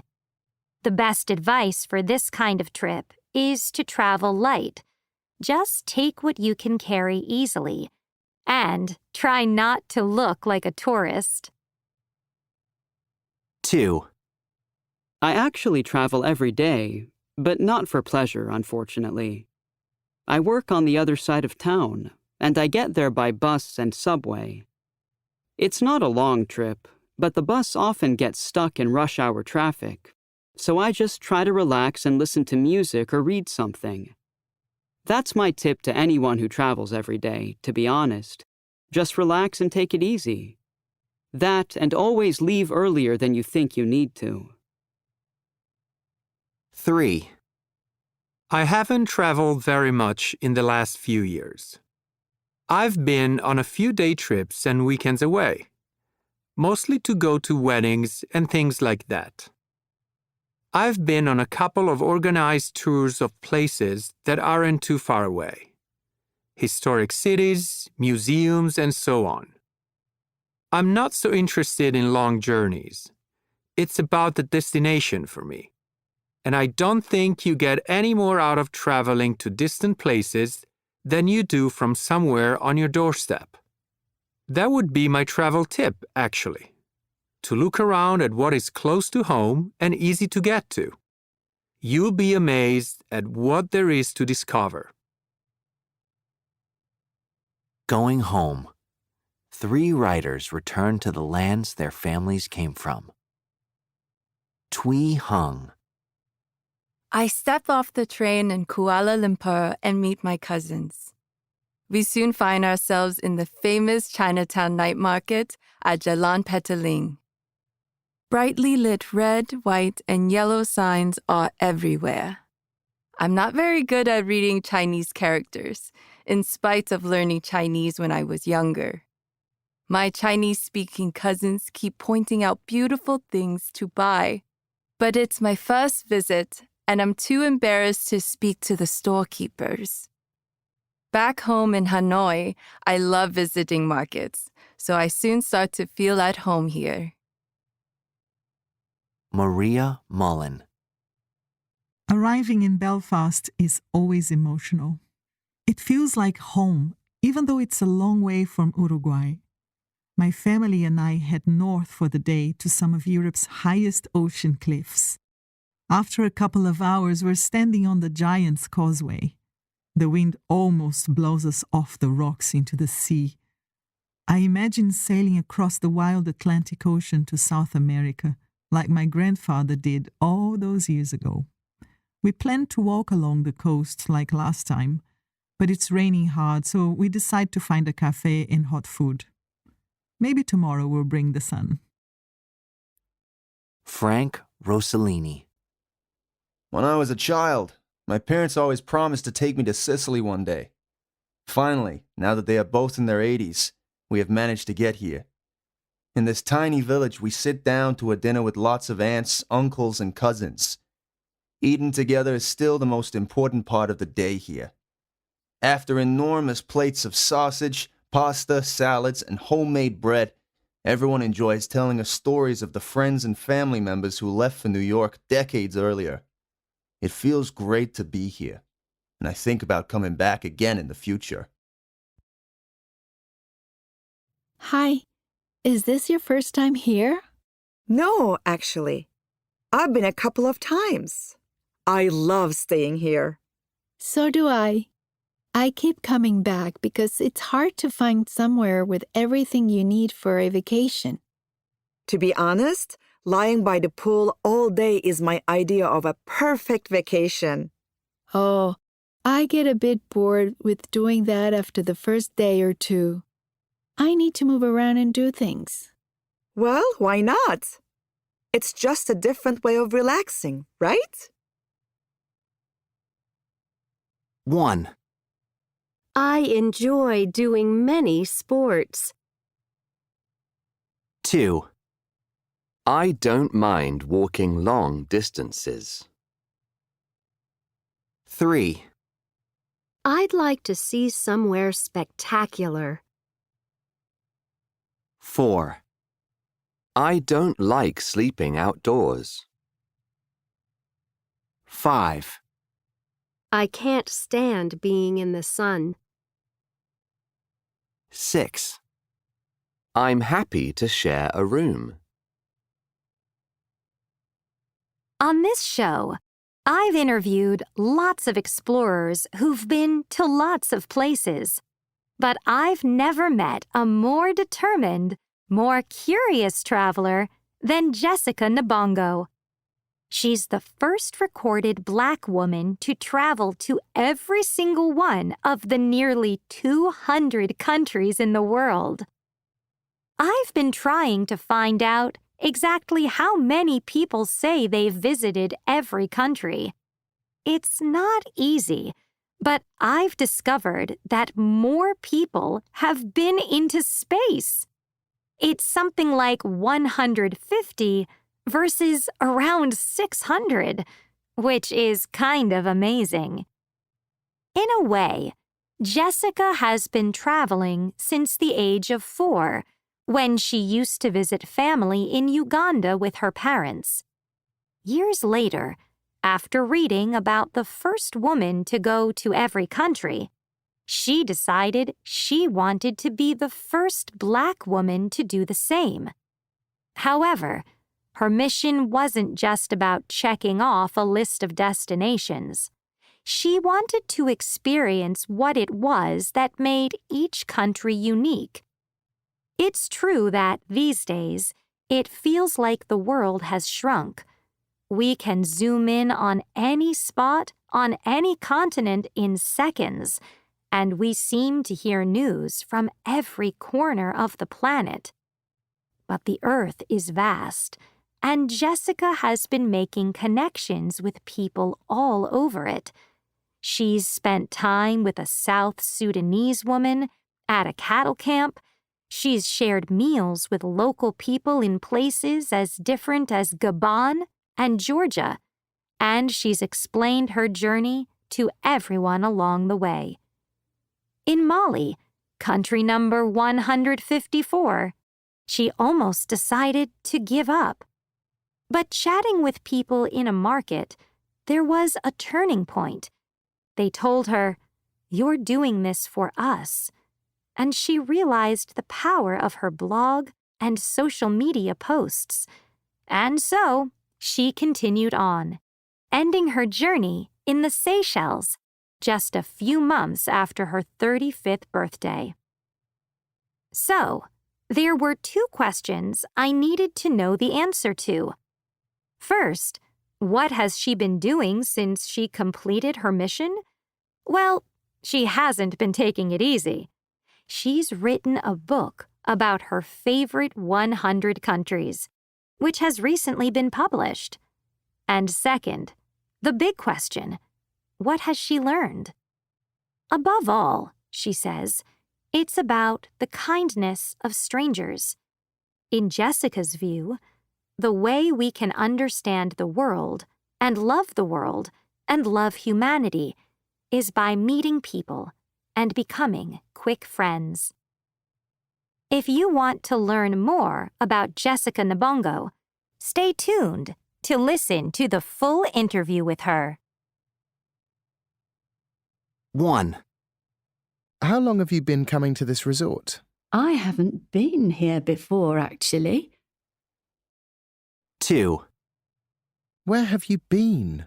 Sorry, I've been packing all morning and didn't notice the time. The big idea. Travel is a necessary part of life.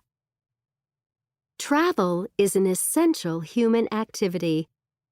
Okay, it's not essential in the way that hospitals and grocery stores are essential. Travel is essential in the way that books and hugs are essential. It's food for the soul. It's good for us. Maybe that's why older people often encourage young adults to travel more and see the world. Nevertheless, in many ways, it makes no sense to suffer an uncomfortable, possibly long and expensive journey to end up in an unfamiliar place where we don't even understand the local language. And yet, we do it. We need to do it. One of the great benefits of travel is meeting new people and coming into contact with different points of view, says Pauline Fromer, a travel expert. Travel is amazing in so many ways. It can boost our creativity and improve our attention span, our energy levels, and our empathy. It helps us understand that the planet, not just our hometown, is our true home. When we meet new people, we realize how similar people are. We all want and need the same basic things. Travel shows us that it's the things we have in common, not our differences, that are important. And travel shows us how things really are. Most of what we see on television and social media is not always the complete truth. It's what other people want us to see. Travel is a new way of looking at things, the American writer Henry Miller observed. When we travel, we get the chance to do things we've never done before, to eat different kinds of food and experience different cultures. But we don't need to travel far to see things with fresh eyes. We may be dreaming of Zanzibar, or we may want to spend a few days at a nearby campsite. It's not about the destination or the journey, but about being open to new experiences. We can find new things in our neighborhood or plan to visit places we'd normally ignore. Looking forward to an experience like a trip can increase a person's happiness, according to a Cornell University study. In fact, even if all we do is plan, it's still good for us. Humans spend a lot of time and mental energy thinking about the future. Knowing good things are coming brings us pleasure. So, planning a trip is almost as much fun as actually going on one. Looking forward to it is enjoyable. That could be why many people start organizing their next trip as soon as they get home from one. Imagining ourselves doing something that is going to be fun and exciting, or different and relaxing, or new and challenging, is both part of the trip and a valuable activity in itself. In every sense, it seems to me, travel is an essential activity. 1. What are you looking for? I can't find my folder with all my printouts in. I know I had it in my hand when I checked in my suitcase, but I must have put it down somewhere. How did that happen? Don't you have everything on your phone? Yes, but... Oh no, and now we're boarding. Is this the gate we're going from? Don't worry, just find the pass on your phone. Where's your phone? Which bag is it in? It's with my folder. 2. I wonder if you can help me. Can I change seats? Is something wrong? I've been feeling awful since we set off from the station. Oh, I'm sorry. Where do you want to move to? I'd be okay at the front. I'll see what I can do. And I'll get you some water. Thanks. 3. I'm sorry to disturb you, but Is there a problem? I think you're sitting in our seats. These seats are 11 and 12. We booked them in advance because we're traveling together, you see. Really? Yes, look. You can see on our tickets. We have these seats. Okay, no problem. I can sit over there. Thanks. Thanks very much for moving. 4. Can I take this on board the plane? I'm afraid not. It's too big to take on. I don't understand. That's not what it said on the website I looked at. It has to fit under the seat in front of you. But it has my camera inside. Is there anything you can do? I suggest you put it in with your luggage in the cargo hold. 1. What are you looking for? 2. Thanks. Thanks very much for moving. 1. Is this the gate we're going from? 2. I've been feeling awful since we set off from the station. 3. I'd be okay at the front. 4. That's not what it said on the website I looked at. 5. Where do you want to move to? 6. I'm sorry to disturb you. 1. Hi. Do you mind if I ask you some quick questions about your shopping today? Not at all, no. Nice. So, first, can I ask you what you've bought? Well, I've just come to pick up some toys I bought on the website. Okay. And do you buy a lot of things online? Yeah, I usually look online first and read the reviews. Then I do the pick up in store option, you know. It's much quicker because I don't spend so much time here. And for some things, you don't really need to see the things before you buy them. 2. Hello. Could I ask you about your visit to the mall today? Have you bought something nice? Not yet, actually. I've just been looking at some shirts here. Ah, you're still making your mind up.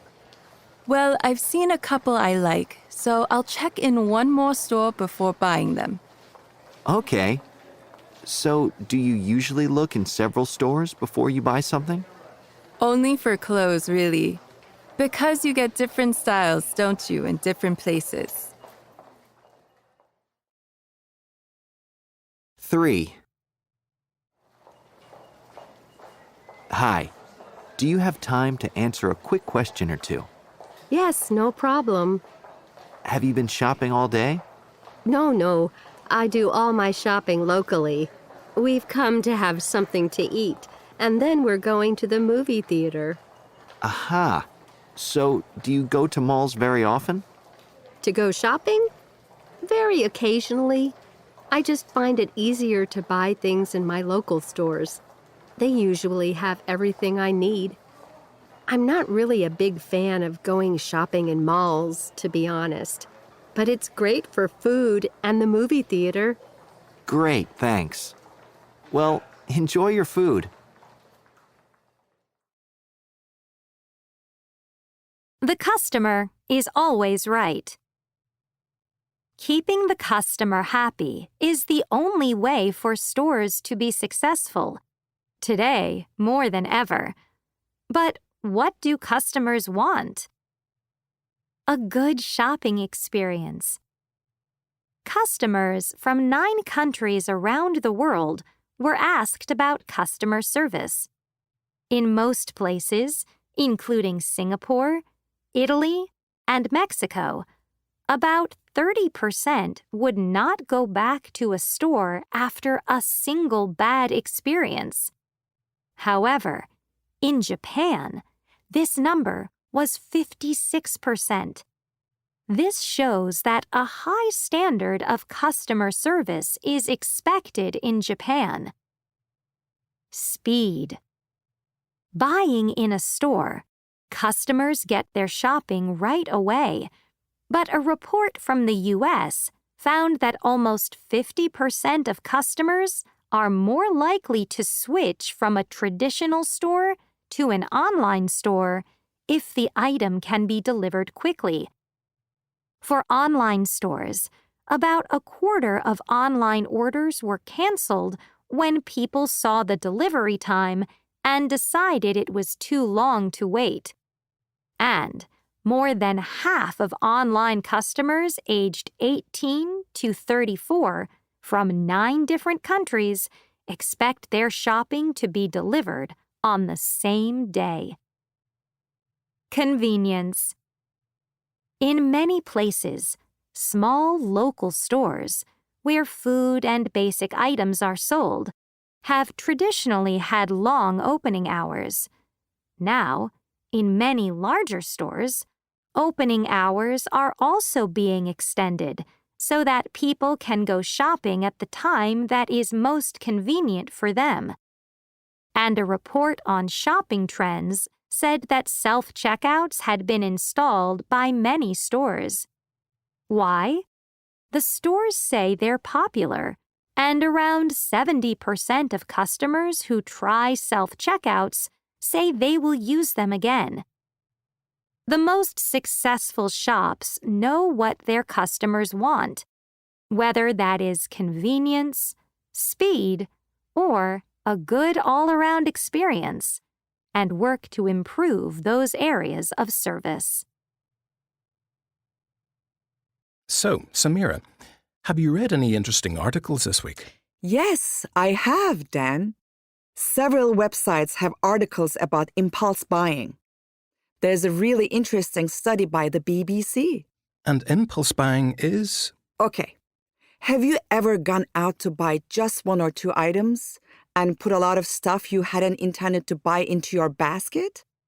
Well, that's impulse buying. Buying things just because you see them when you didn't plan to. Oh, that sounds like me. I've done that kind of thing lots of times. Well, don't worry, you're not alone. All of us have probably done it at one time or another. And anyway, stores are even designed to try and encourage us to impulse buy, with special offers and so on. And they often say it's easy to take things back or get refunds. But sometimes you see really good bargains, especially online with electronics. I got some new headphones just last week, actually for a great price. If we can save a bit of money, that's good, isn't it? It's interesting that you say that because, according to another article I read, electronic items are in the top 4 types of things we typically buy on impulse. At the top are clothes and shoes. But I suppose, as it says in a couple of the articles, the fact that something is good value for money doesn't matter if you can't afford it. Okay, but it does feel like I'm saving. What else did you find out about impulse buying? Well, there are some points I thought were really interesting. Like the fact that buying something gives us a sort of moment of happiness. But it disappears pretty quickly. So we repeat the action, buying something else, to get the good feeling again. And did you know that if you go shopping when you're hungry, you're more likely to buy lots of food? Oh, that explains why I spend too much money at the supermarket. So I just need to make sure I have a snack before I go. Yes, and make a list. Actually, there are plenty of simple things you can do to avoid impulse buying. Obviously, you should always have a budget, work out how much you can spend, and then stick to that amount. You just need to take a little time to plan your shopping, and you'll avoid wasting money on things you don't really need. 1. I've done that kind of thing lots of times. 2. Buying something gives us a sort of moment of happiness. 3. If we can save a bit of money, that's good, isn't it? 1. We have plenty of food. 2. I've bought a couple of sandwiches for the journey. 3. You can save lots of money in this store. 4. I don't like any of the shoes I saw online. Good news for the environment? Consumers everywhere are focusing more and more on ethically made products, according to recent reports. Ethical goods are products that have been produced, transported, and sold with as little damage as possible to the environment and without exploiting the people who are involved in the process. The numbers tell the story. In the UK, for example, the amount that was spent on ethically labeled goods went up from £11.2 billion to £41.1 billion over 2 decades. That's 4 times as much money being spent on ethical and/or sustainable products. Across the Asia-Pacific region, the trend is similar. Choosing products that are good for the planet is the 3rd most important factor for over half of shoppers, after healthy and good quality items. In Vietnam specifically, 84% of people would pay more for sustainable goods, and almost half have recently changed their shopping habits to buy more planet-friendly products. There are many factors that contribute to how ethical goods are. These include the packaging as well as the items themselves. For example, when packaging is made from recycled materials or can be easily reused. In Mexico, 58% of online shoppers would be willing to buy something if it had more eco-friendly packaging. The same is true across Latin America, where almost half of shoppers can be considered as eco-consumers based on their shopping habits. The growth in ethical shopping is predicted to increase globally, something that is a true cause for celebration. Changing attitudes to fashion shopping. One of the world's best-selling fashion magazines recently asked its readers about their shopping attitudes and habits. It found that over 2/3 of its readers say they think about the sustainability of the clothes they buy. This number is rising every year. The fashion industry, and that includes clothes and footwear, is the 4th biggest global retail industry.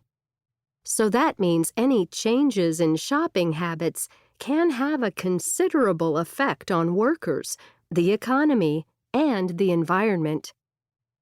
The fact that so many consumers consider sustainability to be important sounds very positive. However, we need to look at the context. Around the world, the number of clothes produced has doubled in the last 20 years. During this time, the number of items that have been bought by an average customer has gone up by more than 60%. Why did we suddenly need or want to buy so many more clothes? The answer is a term that didn't exist a few decades ago: fast fashion. Fast fashion is clothing that is produced quickly and sold cheaply. It means that the collections in fashion stores are changed every week instead of every season. And it means that online stores can put up thousands of newly designed items on their sites every day. The internet in particular has led to the rise of fast fashion. It has become so easy to shop online and to copy celebrity styles that change day by day. It's normal to enjoy wearing something new. Nevertheless, the truth is that enormous amounts of the Earth's resources are being used for cheaply made clothes that are worn a few times and then thrown away, ending up in landfills. 1. Can I help you? Yes. Could I take a look at this silver necklace? This one? Yes, please. It's a nice design, right? Is it for you? No, for my sister. There's a special offer, actually. It's 20% off. Oh, that's lucky. I'm not sure, though. I was looking for something a bit different. How about this? It's on sale, too. Yeah, that's great. That's just right, I think. Can she bring it back if she doesn't like it? Well, she can exchange it for something else if it's within 10 days. Okay, good. That's as long as she has the receipt, of course. Sure. I'll take it then. Can you gift wrap it for me? Well, we don't actually do gift wrapping, but we have some nice gift boxes for sale over there.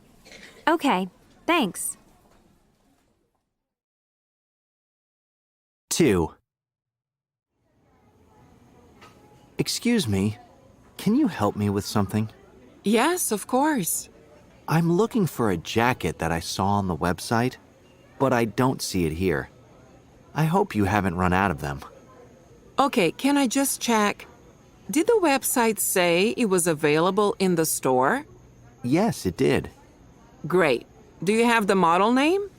Yes, It's the Easy Trekker, the yellow one. I don't have more information than that, sorry. No problem. Let me see if it's in stock.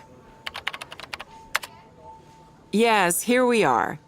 Some Easy Trekker jackets have just come in. What size did you want?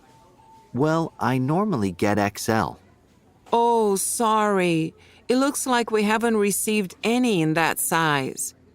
Do you want to try the large instead? Or we have the XL in black and in green. Yeah, the black will be fine, actually. Thanks. 1, Gift wrapping. 2, Receipt. 3, Write. 4, Design. 1, Bought. 2, Answer. 3, Friendly. 4, No. 5, Neighborhood. 6, Debt. 7, Straight. 8. Unique. This is Geraldine Fasnacht, nicknamed the Birdwoman. She began skydiving at the age of 18, and just 3 years later did her first wingsuit jump from a plane, wearing a specially designed suit rather than using a parachute. She described the experience that the wingsuit gave her as an intense feeling of flying like a bird. After trying wingsuit jumps from planes, Fasnacht began to do wingsuit flying from the top of mountains, a similar sport called base jumping. She regularly jumps off peaks of 4,000 metres and higher. She once spent 2 months at the bottom of a mountain in Antarctica waiting for the right weather conditions before she could go to the top and jump off. It was the first ever base jump in Antarctica. When she decided she wanted to fly from the iconic 4,478-metre-high Matterhorn mountain in Switzerland, she had to wait 5 years for wingsuit technology to improve enough to make it possible. Fasnacht's advice to people who want to try this extreme sport is not to challenge themselves too soon, but to know the limits of their skills and knowledge. Leaving Earth.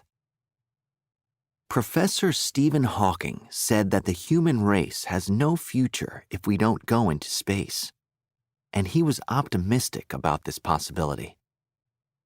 But if we left Earth, where would we go? We've already been to the moon and realized it would be very difficult to live there. The moon has no oxygen and has temperatures of up to 123 degrees Celsius. So now scientists are looking at Mars because it's the planet that is the most similar to Earth in the solar system. Yet humans would face huge challenges, not only living on Mars, but even getting there.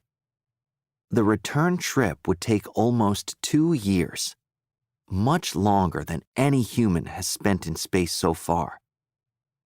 The truth is that if we tried to live on either Mars or the moon, we would need to build shelters that would protect us from the outside conditions. And we wouldn't be able to do this if we didn't transport everything from Earth. All supplies, food, water, building materials, equipment would need to be sent from Earth.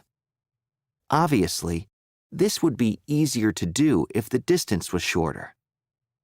Supply trips to the moon would take a few days, instead of the many months to get to Mars.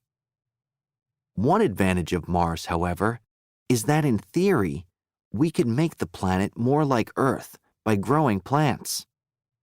This would eventually change the atmosphere and temperature. But even if we started a project like that, it might take far too long to be a realistic or practical option. Meanwhile, we continue to look to the stars, searching for planets that could one day offer us an alternative home. Building a better athlete. Athletes today go faster, higher, and further than ever before. What's the reason behind this? Is the human body getting better and better? Or are improvements due to technology? Take the example of one of the most iconic track and field events, the men's 100-meter race.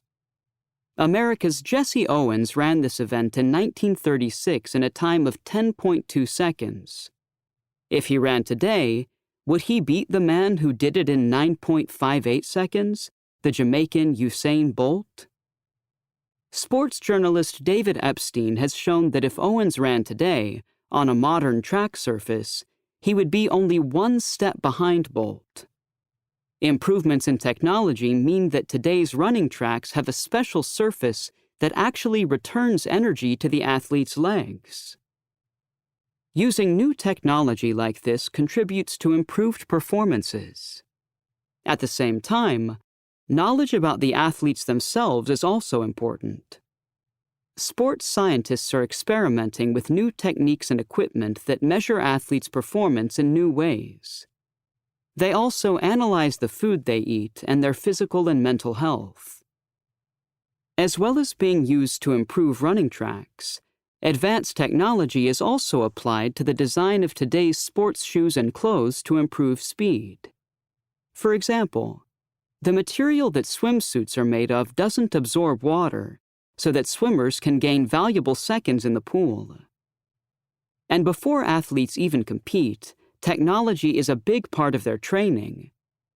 Donnell Umstead is a Paralympian ski racer in a sport where athletes reach speeds of over 110 kilometers an hour. She trains in a wind tunnel that allows her to work on the position of her body and so helps improve her technique and speed. However, none of these scientific and technological advances would matter if the athletes didn't have the mental strength and motivation to try and beat their personal bests time after time. Improvements in training, technique, clothes, food, and equipment have helped athletes become better, faster, and stronger. Although the trend is that improvement seems to be slowing down, sports experts believe we have not yet reached the limits of human potential. One Olympic trainer we spoke to says the challenge over the next 30 years is how to train an athlete's brain. Currently, the focus is only on training the body. That's the area where the next advances are going to come from. 1. One of the most iconic track and field events. 2. Jesse Owens ran this event in 1936. 3. Would he beat the man who did it in 9.58 seconds? 4. Sports scientists are experimenting with new techniques and equipment. 5. Allows her to work on the position of her body. 6. Beat their personal bests time after time. 1. The sports shoes made for athletes are very light. 2. The athlete I most admire is Gianmarco Tamberi. 3. That's the stadium where Usain Bolt set his record. 4. I know someone who runs marathons.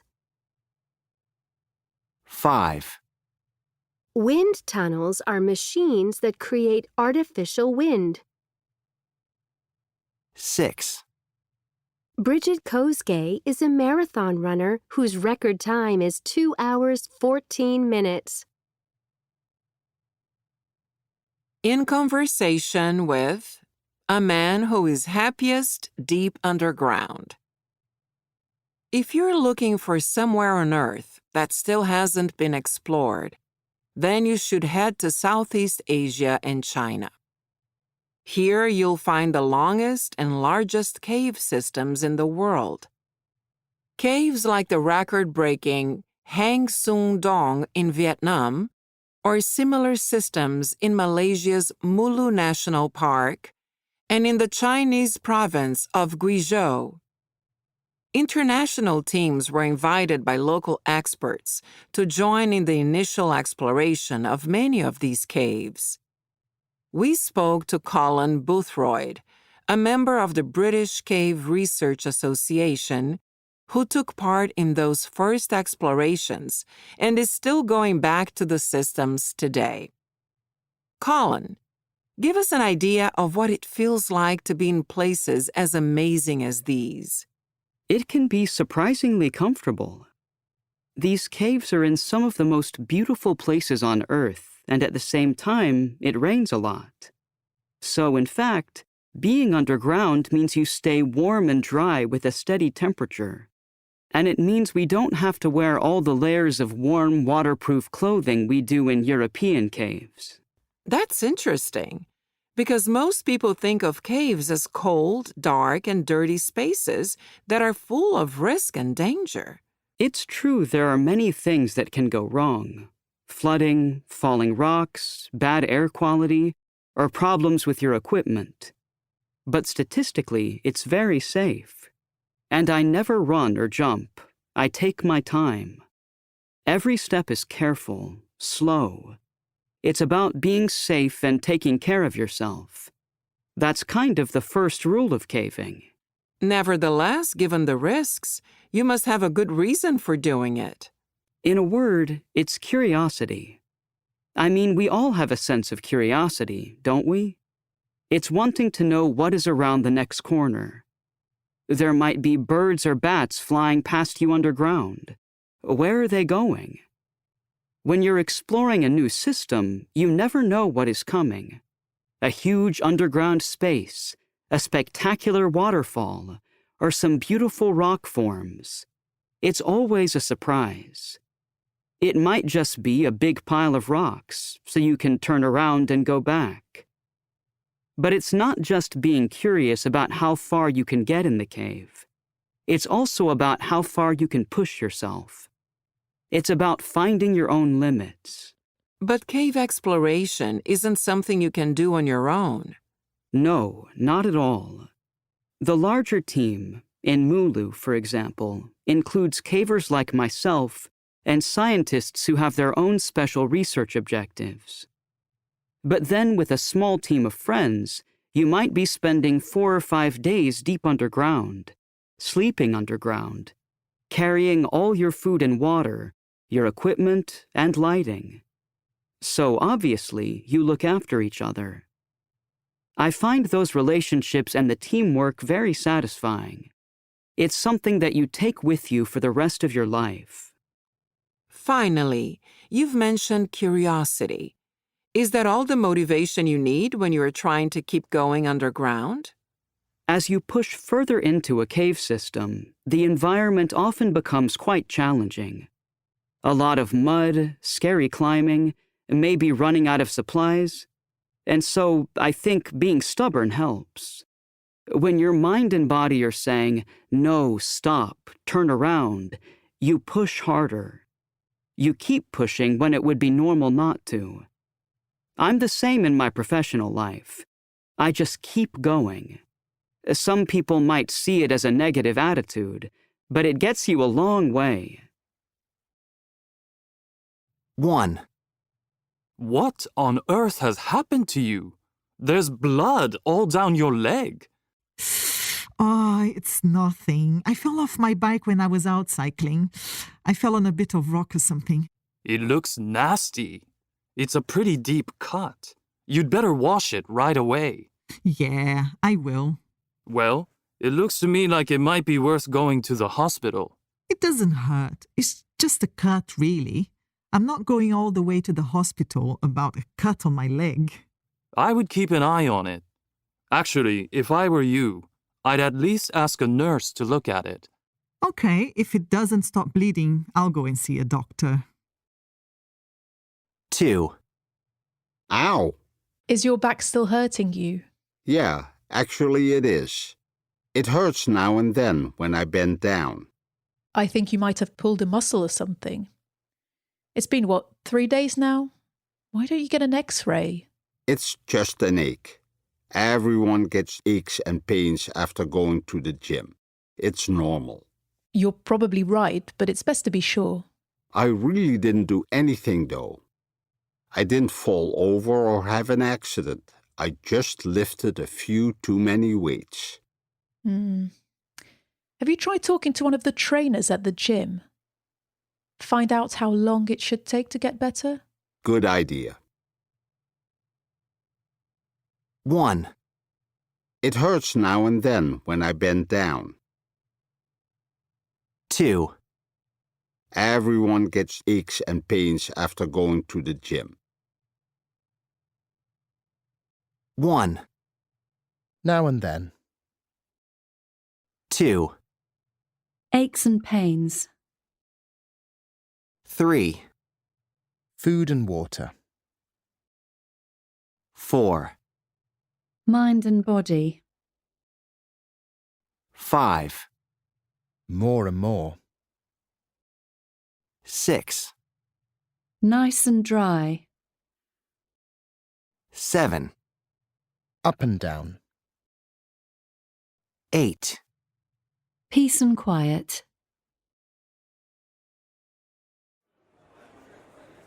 I'm here talking to some of the almost 2,000 participants in this year's International Science and Engineering Fair. There are high school students from about 80 countries here, and it's actually the largest international pre-college science competition. Hi, can I ask you what it feels like to be at an event like this, and if you've come far? Hi, yeah, we've come from Saudi Arabia. It's a dream come true. The atmosphere is incredible, right? There's certainly a lot of excitement. Can you tell me a bit about how the competition works?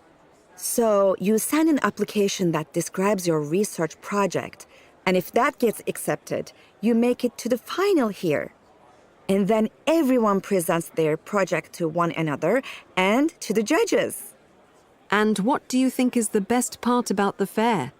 Well, it's really great to share your research with others and to meet the other teams. You can get some great ideas and make some great contacts too. Plus, there are the prizes, of course. And how's your team doing? Not bad. But my friend Shuk is doing better. She's actually won $1,000 in the environmental engineering category. Her project is about separating oil and water. She's amazing. Well, good luck with your own research too. Thanks for talking to us.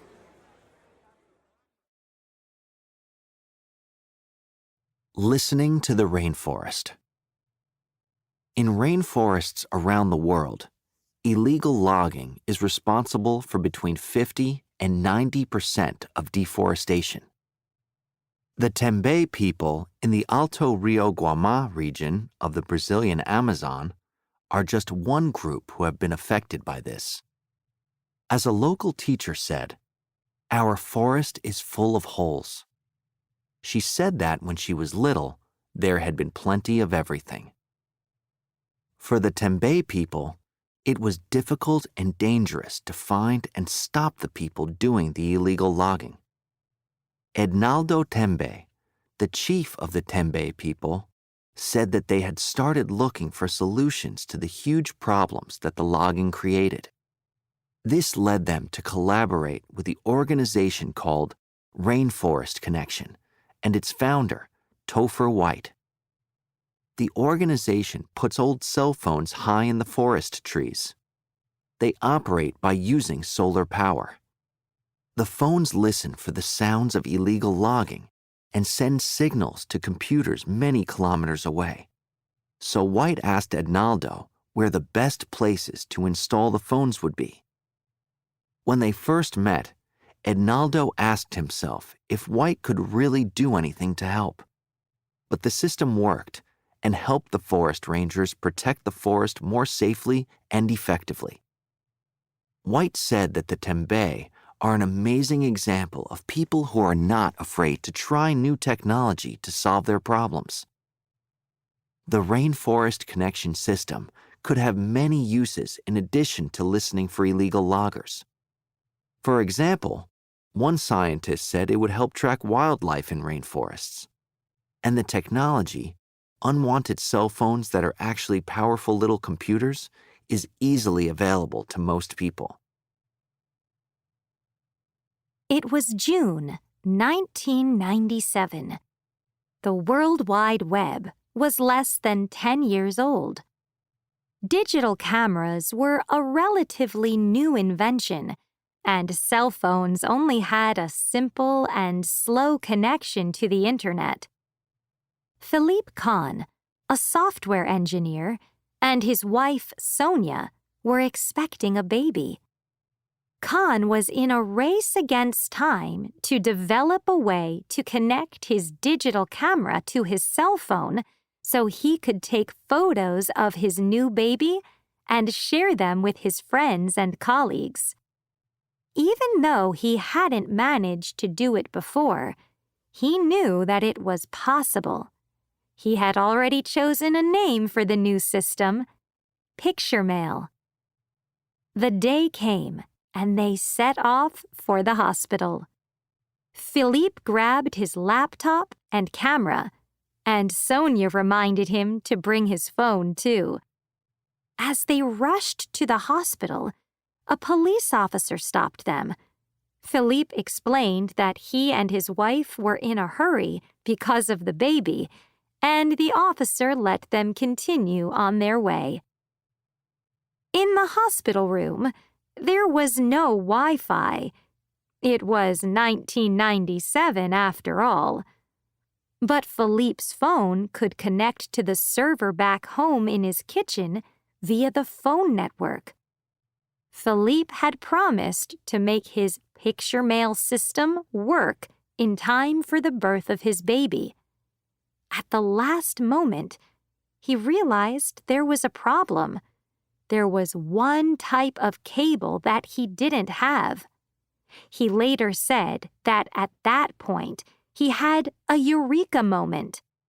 He wondered if he could use the cable from the speakerphone in his car. So he ran to it, pulled out the cable, and connected the camera, laptop, and phone together. It worked. By the time his daughter, Sophie, was born, Philippe had everything ready. He asked Sonia to let him hold the baby. With baby Sophie in one arm, he held his camera in the other hand and took a photo. Using his laptop to run the software and his phone to connect to the internet, he managed to share the photo via his server at home with 2,000 family members, friends, and work colleagues. 97 emails came back. Everyone asked him to explain how he'd managed to send a photo so quickly. As he described it later, it was point, shoot, share, instantly. The image has since been described as one of the top 100 most influential photos. 1. We need to send a text about this. What? I thought you wanted me to send an email. 2. The touchscreen is broken on this tablet. Oh, I wondered if it was the battery, actually. 3. This video call is going to last about 90 minutes. Well, I knew we had at least an hour. 4. I've just realised they told us the server would be offline until 6 o'clock. Oh, no. Are you sure it's not 4 o'clock? Communication, culture and connection. This week, I watched a series of documentaries that featured different multinational groups of students, Chinese, American and Moroccan, as they travelled together through southern China and across Morocco. The films highlight the challenges of communicating successfully with people who have different communication styles, personalities, and cultural backgrounds. I thought that the documentary makers did this very effectively by showing us how the students themselves reflect on and discuss the breakdowns in communication that they experienced. This approach reminded me of the old saying that we learn more from our mistakes than from our successes. In one clear example of this, 2 of the students described their different interpretations of the sound One of the students, Eleanor, explained that saying was her way of showing that she was listening. However, to the other student, Huan Yu, Eleanor sounded like she didn't think his words were important. The result was increasing frustration for both students as they realised their conversation wasn't working. Through discussion, they realised that it was the non-verbal communication, not the actual content of their conversation, that was the problem. Non-verbal communication, where we use sounds, our hands, or facial expressions, can be hard to interpret correctly. So while 2 people who understand a shared language will both understand the rules of that language, the rules about non-verbal communication aren't so clear or so well known. That's especially true across different cultures. In contrast to this experience, Eleanor explained how, within her own community, she could have conversations using only facial expressions. These interactions didn't necessarily exchange factual information, but they were ways of connecting with the other person. And I believe that the focus on connection is the key. As another student in the group commented, in order to connect with someone, you have to really understand the whole context of the interaction. A successful conversation depends on interpreting everything that makes up the other person's message: the situation, their non-verbal language, their intonation, and any unspoken knowledge. In other words, it's not only about what we say or do, it's also about how the other person receives those messages.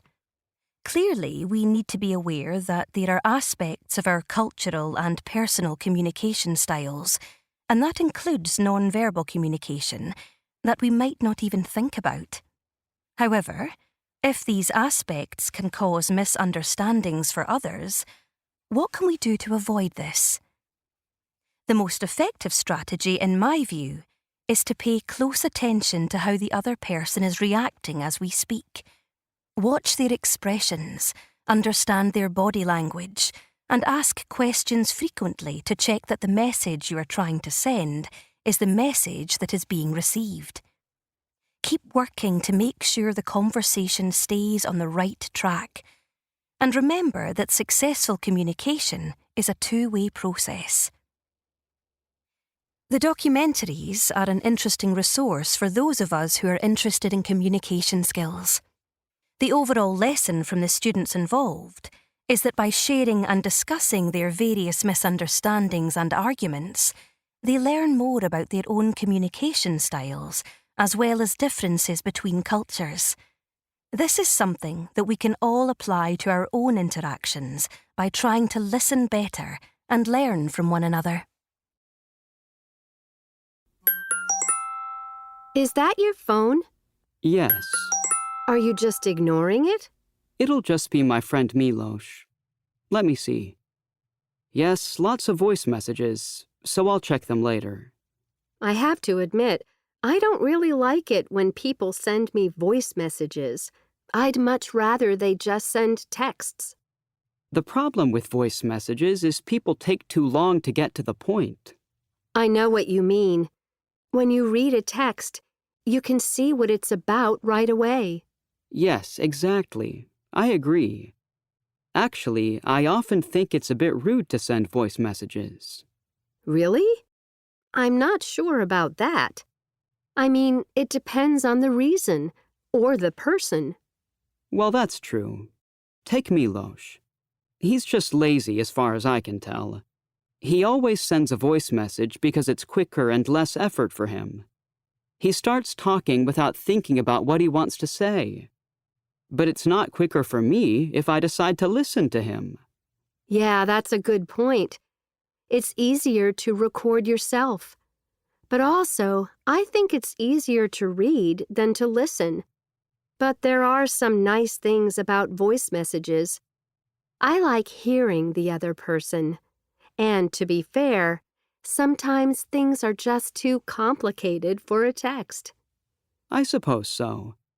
And to tell you the truth, some people's texts can be very confusing. You know, they can sound angry even when they're not. Yeah, have you ever sent a text and then needed to send a lot of emojis just in case you gave the wrong idea? Oh, I do it all the time. 1, So I'll check them later.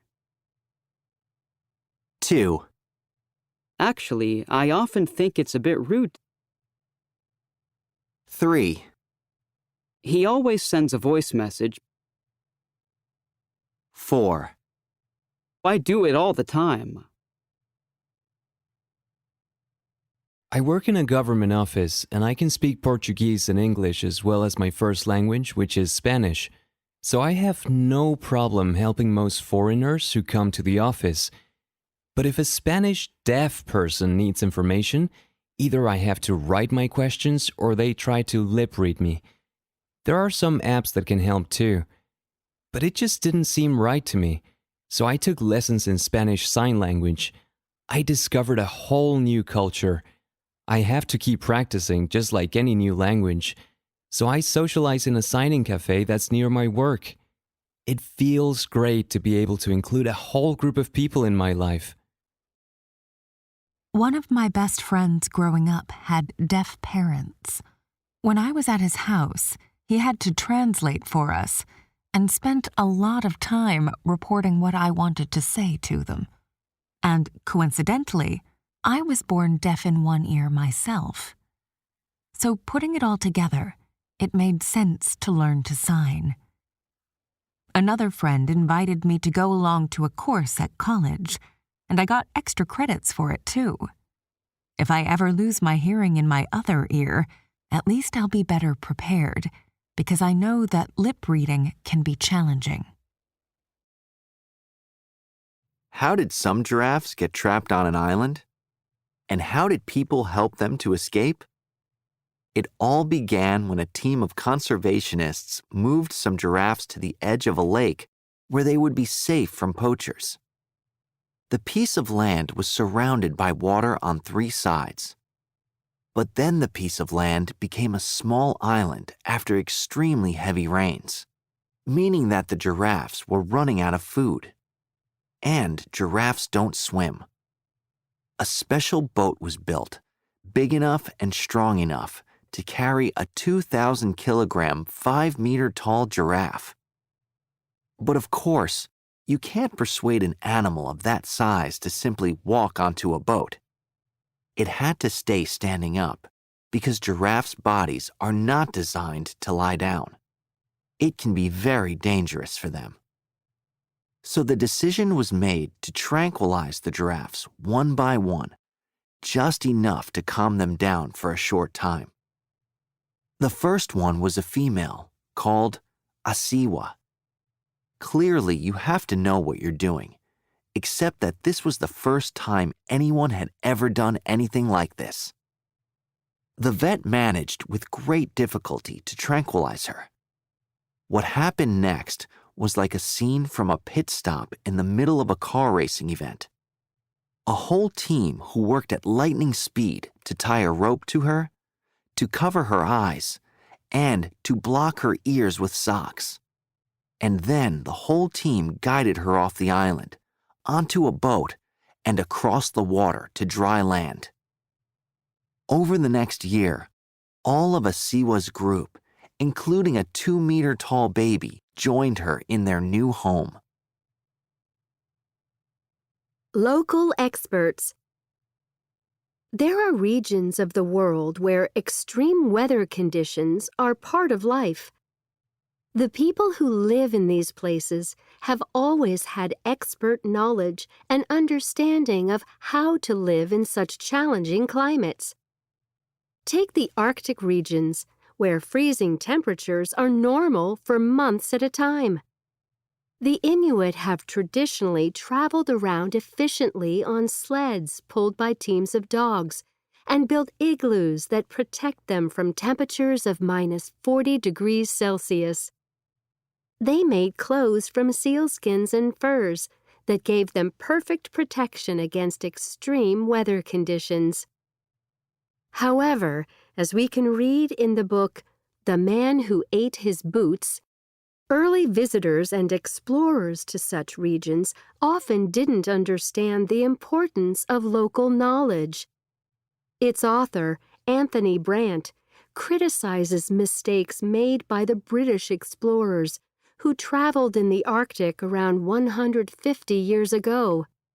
Brandt suggests that these brave but foolish men would have avoided starvation, frostbite, and even death if they'd learned from the Inuit. According to Brandt, their mistakes included these 3 things. Tents.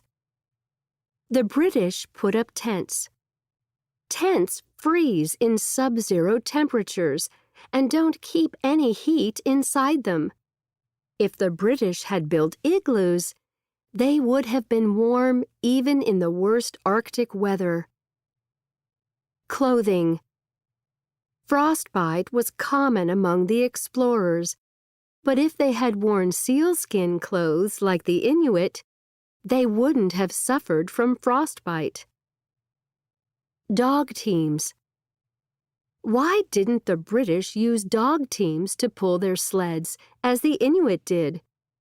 If they hadn't pulled their sleds themselves, they wouldn't have become exhausted. The British did get something right, though. One captain grew salad vegetables on his ship. It was known at the time that fresh vegetables were a necessary part of a healthy diet. The men wouldn't have been healthy if they hadn't eaten the salads. The details in Brandt's book are fascinating to read and are also educational. It reminds us of the dangers of thinking we know all the answers.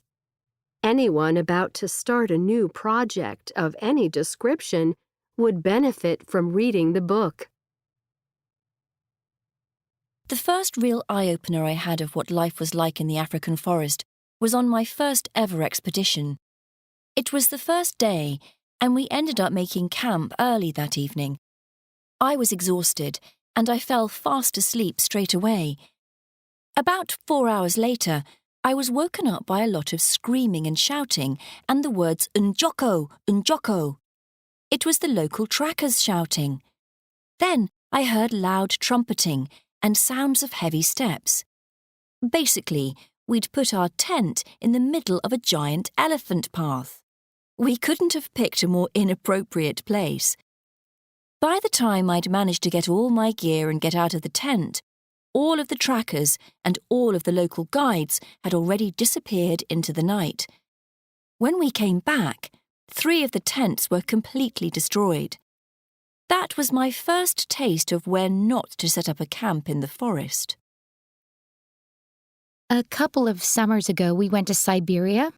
We were looking for mammoth bones and tusks, and even hoping to find some mammoth mummies. We flew in on a small plane. It's pretty remote, and there were no people there. When you land and get out of the plane, you look around and there's nothing there. And you set up your camp, and there's still nothing there. And you're sitting there, relaxing in total silence, and there's nothing.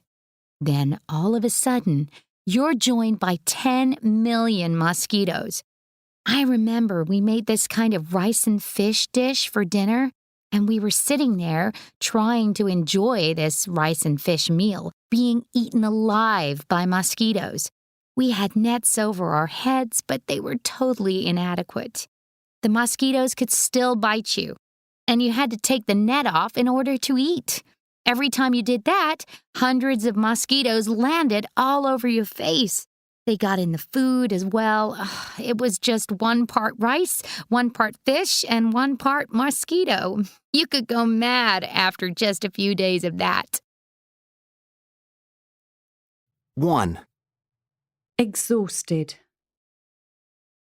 2, Trumpeting. 3, Inappropriate. 4, Completely. 5, Mammoth. 6, Remote. 7, Mosquitoes. 8, Inadequate. 1.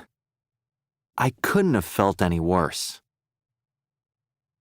2, I should have had some medicine with me. 3, I should have taken it right away. 4, I really think I could have died without it. The legacy of the samurai. Samurai identity. The samurai were a warrior class whose name means one who serves. They first became known in the 12th century, and they were famous for their discipline, self-control, and bravery. The samurai followed ancient traditions in all aspects of their lives. As a result, by the Edo period, from 1603 to 1867, they had reached a position of authority and privilege in Japanese society. The samurai way of life was increasingly popular too, with around 10% of the population belonging to this high-ranking class during this time. Perhaps surprisingly, not all samurai were men. Nakano Takeko was a female samurai who, at the age of 21, led a group of other women in the Battle of Aizu in 1868. She was the daughter of an important samurai officer and was highly educated in art and literature as well as martial arts. Cultural interests were key to the samurai identity. In fact, the Japanese tea ceremony is an art form that became a ritual under the influence of the samurai.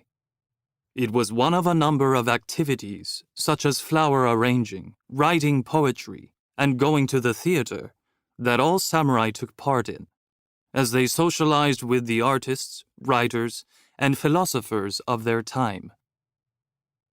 Bushido. Bushido is the soldier's code. It was first written down as a kind of self-help manual during a long period of peace in Japan. The code is part of the martial arts tradition that continues in Japan to this day. Millions of Japanese children still practice the classic skills of sword fighting, kendo, archery, kyudo, and hand-to-hand unarmed fighting, jujutsu, in school. Despite this focus, Bushido is also a code of ethics, honor, loyalty, and sacrifice. As Terukuni Uki, a martial arts teacher, explains, "Here we teach the spirit of winning, but it's not about defeating an opponent. On the contrary, it's about overcoming one's own self. These days, it seems everyone is looking for someone to blame rather than focusing on himself. Our message here is that if you try hard, at kendo or anything else, you will enjoy life." Samurai today. By the 19th century, the samurai's position of power in Japanese society had almost gone away. These days, the appeal of the samurai is due to a simple fact: they are one of the world's greatest action heroes. The samurai is a lone figure, cowboy, knight, gladiator, and Star Wars Jedi all rolled into one. Samurai have inspired hundreds of movies, video games, comic books, and TV dramas. Samurai characters appear in many Japanese role-playing games, and they always represent traditional values. Many of the games are based on true events from Japan's history, such as the Sengoku period in the 16th century. In some, you can go back in time and build a loyal army with brave and honorable samurai soldiers to save the world. Players can escape to the past, to the excitement of a time when their skill with the sword might have meant life or death. Perhaps fortunately, in today's world, it is more likely for it to be their skill in a game that counts. 1. Is everything okay with your food? Yes, it's great, but, I should have told you that I don't eat meat. Oh dear. I'm really sorry you've gone to all this trouble. There's no need to apologize. It's not a problem. No, I should have said something earlier. It's okay. I should have asked you if there was anything you couldn't eat. It's my fault. I'll make you something else. No, please don't. The vegetables are delicious, and there's plenty to eat. Are you sure? Yes, really. I'm enjoying this. I'll just leave the meat if that's okay with you. Okay. 2. Hi, it's me. I can't make it tonight. What? It's a bit late to be telling me that now. I know, I'm so sorry. It's out of my control. But really? Again? You could have let me know a bit earlier. Don't blame me. They've just told me they need me to work late. I know. It's not your fault. Sorry I got upset. If they'd said something earlier, I would have sent you a text or something. Yeah, okay. Well, look, maybe we can do next week instead. Yeah, sorry again. 3. I apologize for keeping you waiting. The bus didn't come. Were you waiting for the number 46? Yes, it was supposed to come at 5:30. Don't worry about it. That service is terrible. It's always late. I tried to call you, but I couldn't get a hold of you. I think my phone is on silent. Sorry about that. Goodness, I'm almost an hour late. It's okay. It's just one of those things. Buses are unreliable. Anyway, you're here now, and that's the main thing.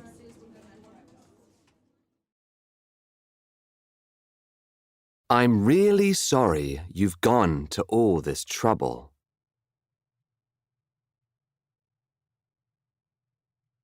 It's my fault. I'll make you something else.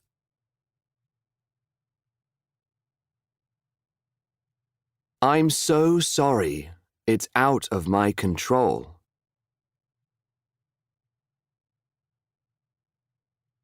Sorry about that.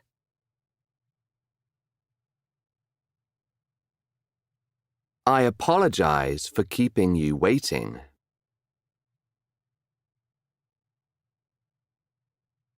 I should have told you.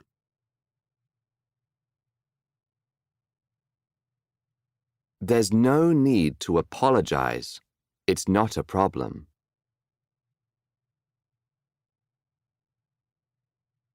It's okay. I should have asked you.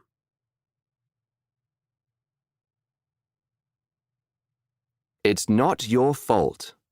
Sorry I got upset.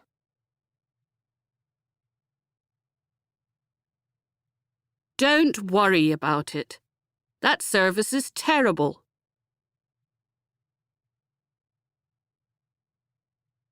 It's just one of those things. Buses are unreliable.